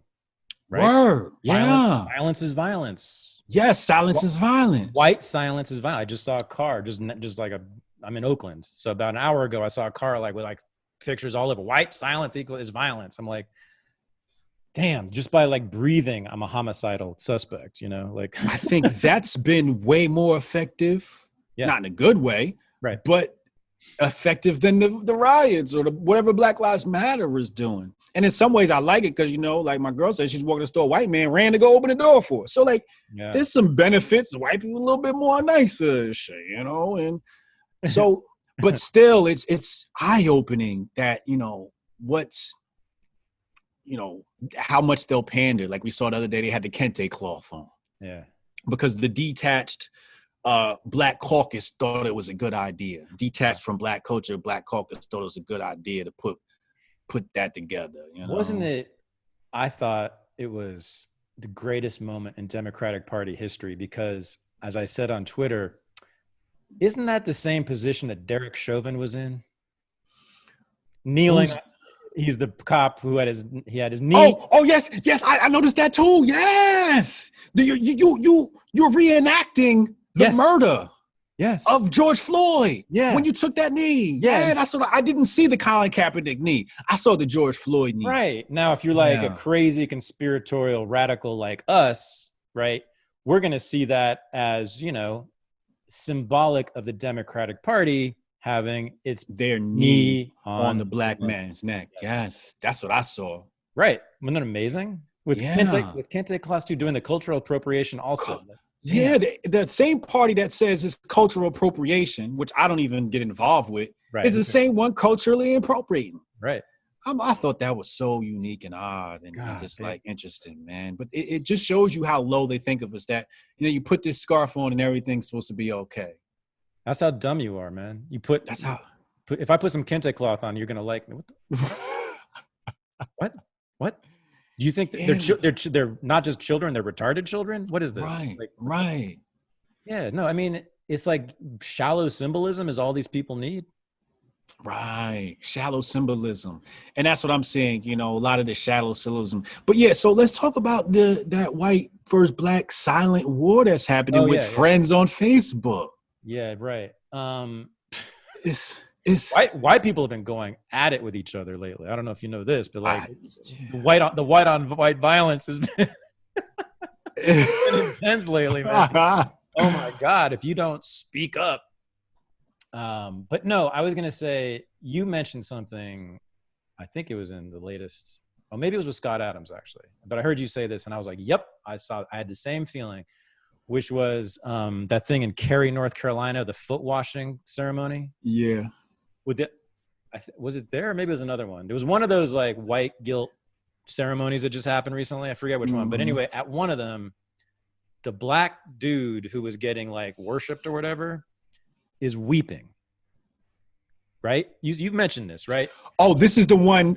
They weren't getting their feet washed, but they were like on knees. Yes, he was crying. Yes, and the black dude, and that is the first time I've ever seen that. Like I've seen versions of that happen like 100, 200 times because I've been in colleges and universities. We're always like doing that shit, like, you know, treating black people like these sacred, wounded objects, whatever. But I've never seen a black person respond to it in that way, like, and that killed me. I was like, because that's colonization. That's the ultimate form of colonization. That's colonization. When you live your life to get the white man's approval. Oh my God. That when he bowed his knee, it just made your day that you had to break down and cry. I've never seen that before. And then there was that other video. I don't know if you saw this. It was a video of like a bunch of black people. I don't know who they were exactly. I don't know if they were random or what. Like it was like an 8-minute video. It went viral. People crying about like how white people aren't speaking and white people need to speak and we need white people, and you know, different than the way that you talk about using white, because you talk about using white people. Right. Using their resources, using their influence, using their access. Right. No. They want me and all white people to speak on their behalf. Yeah. What the? Yeah. Speak on their behalf. Yeah. I speak to other white people about their white privilege. And they were crying. So it was real. It was real. Like usually I just think it's performative bullshit, but like there was a dude who was crying on there. Yeah. It was real. God damn. I mean, that's what Frantz Fanon called colonization of the mind. Yeah, man. And that's what I've been trying to warn my people about, man. But you know, when you see them tears, I laugh, you know, because it's just like you're a joke to me, you know. And it wasn't no little black dude either. This is a black man, you know. He was probably like, was he? Well, the video I saw, the guy who was crying was an actor. Yeah. Okay. Yeah. Like a Broadway actor. Yeah. Oh, okay. Yeah, but he's just like, you a grown ass man, dog. I'd have been laughing. Yeah, wash my feet. When I saw the washing of the feet, I'm like, maybe I'm missing out here. I could use a little pedicure from a white man. I mean, but you pointing to the power that holds over white people is so funny. So your famous Starbucks video is like the greatest example. Like that's like distilled, like pure example of what we're talking about here. Like that showed like how powerful this is in white people's heads. Like that they will act absolutely foolish for it. They will do they will sacrifice their own dignity. They will sacrifice almost anything for this, right? You walked into that, everybody. If you haven't seen it, watch it. I think the magic in that video that I was trying to portray was, I said, yo, if you want to get in mainstream media, take on a liberal narrative. Right. I said that on Laura Ingraham. And ain't it funny that as soon as I pretended to be Black Lives Matter, it just took off? You got a free cup of coffee just by like, it wasn't even like, it was even more than that. She was like, can I give you some almond milk too? Yeah, I was getting the works, you know, because you just went into the Starbucks and started talking about black supremacy and how you're oppressed, and they were like, oh my God, what can I get you? I want a drink right now. I want this drink, and put some almond milk in it too. And you were like, your son, dude, caramel, my son, yeah. And they're like, yes, sir. I'm like, oh, really? You're just going to give them a free drink, which costs probably $6, you know, like, because so that's some power. And what the Hoteps are saying is, okay, fine, we'll just use it for our own gains. Yeah. Like, if you're going to act like that, fine, but I'm not about to cry over this shit. Right. You know, and I'm not going to, and I think what we have to keeping focus is the fact that the black box, the pandering, the talking to their white friends, none of this stuff is going to help us. Right. It'll make life more pleasant on the streets. You know, people open doors for you. But you know what? Lil Jamal still won't have a daddy. Still going to get his ass kicked by the cop.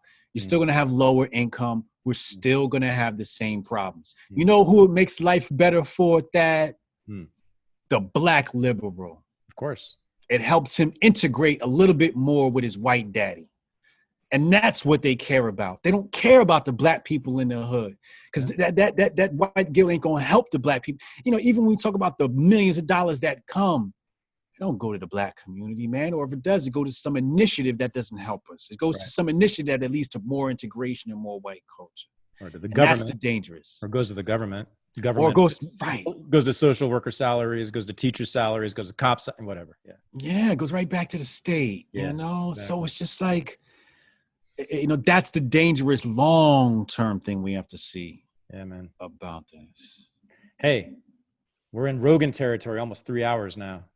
It's time to cut it. Jesus. We gave him too much, I'm telling you. We did. This is too much free, good content. People should just be throwing us money after this. For real. Hey, man, listen, I could talk a lot longer with you, but we should cut it off now. But this has been a blast and just really fun. And I've been waiting for this for 2 years. So thank you for coming on. No, thank you for having me, man. This was more magical than I expected. Oh, wow. I took away a lot from today. I'm writing a book on America right now. Okay. So it let me know I got a little bit more homework before I publish. All right. Call me up anytime. Anytime. You know I'm going to use you. Yeah. That's white. But yeah, I'm gonna. I said that's white. I want to be used by black people, please. Yeah, no. But I need your expertise. I'm going to Amazon right now to get your book. I'm going to read that Langston Hughes thing you said. What was the name of it again? It's called The Negro and the Racial Mountain. Okay, Negro and the Racial Mountain. I'm going to go read that right now. Yeah.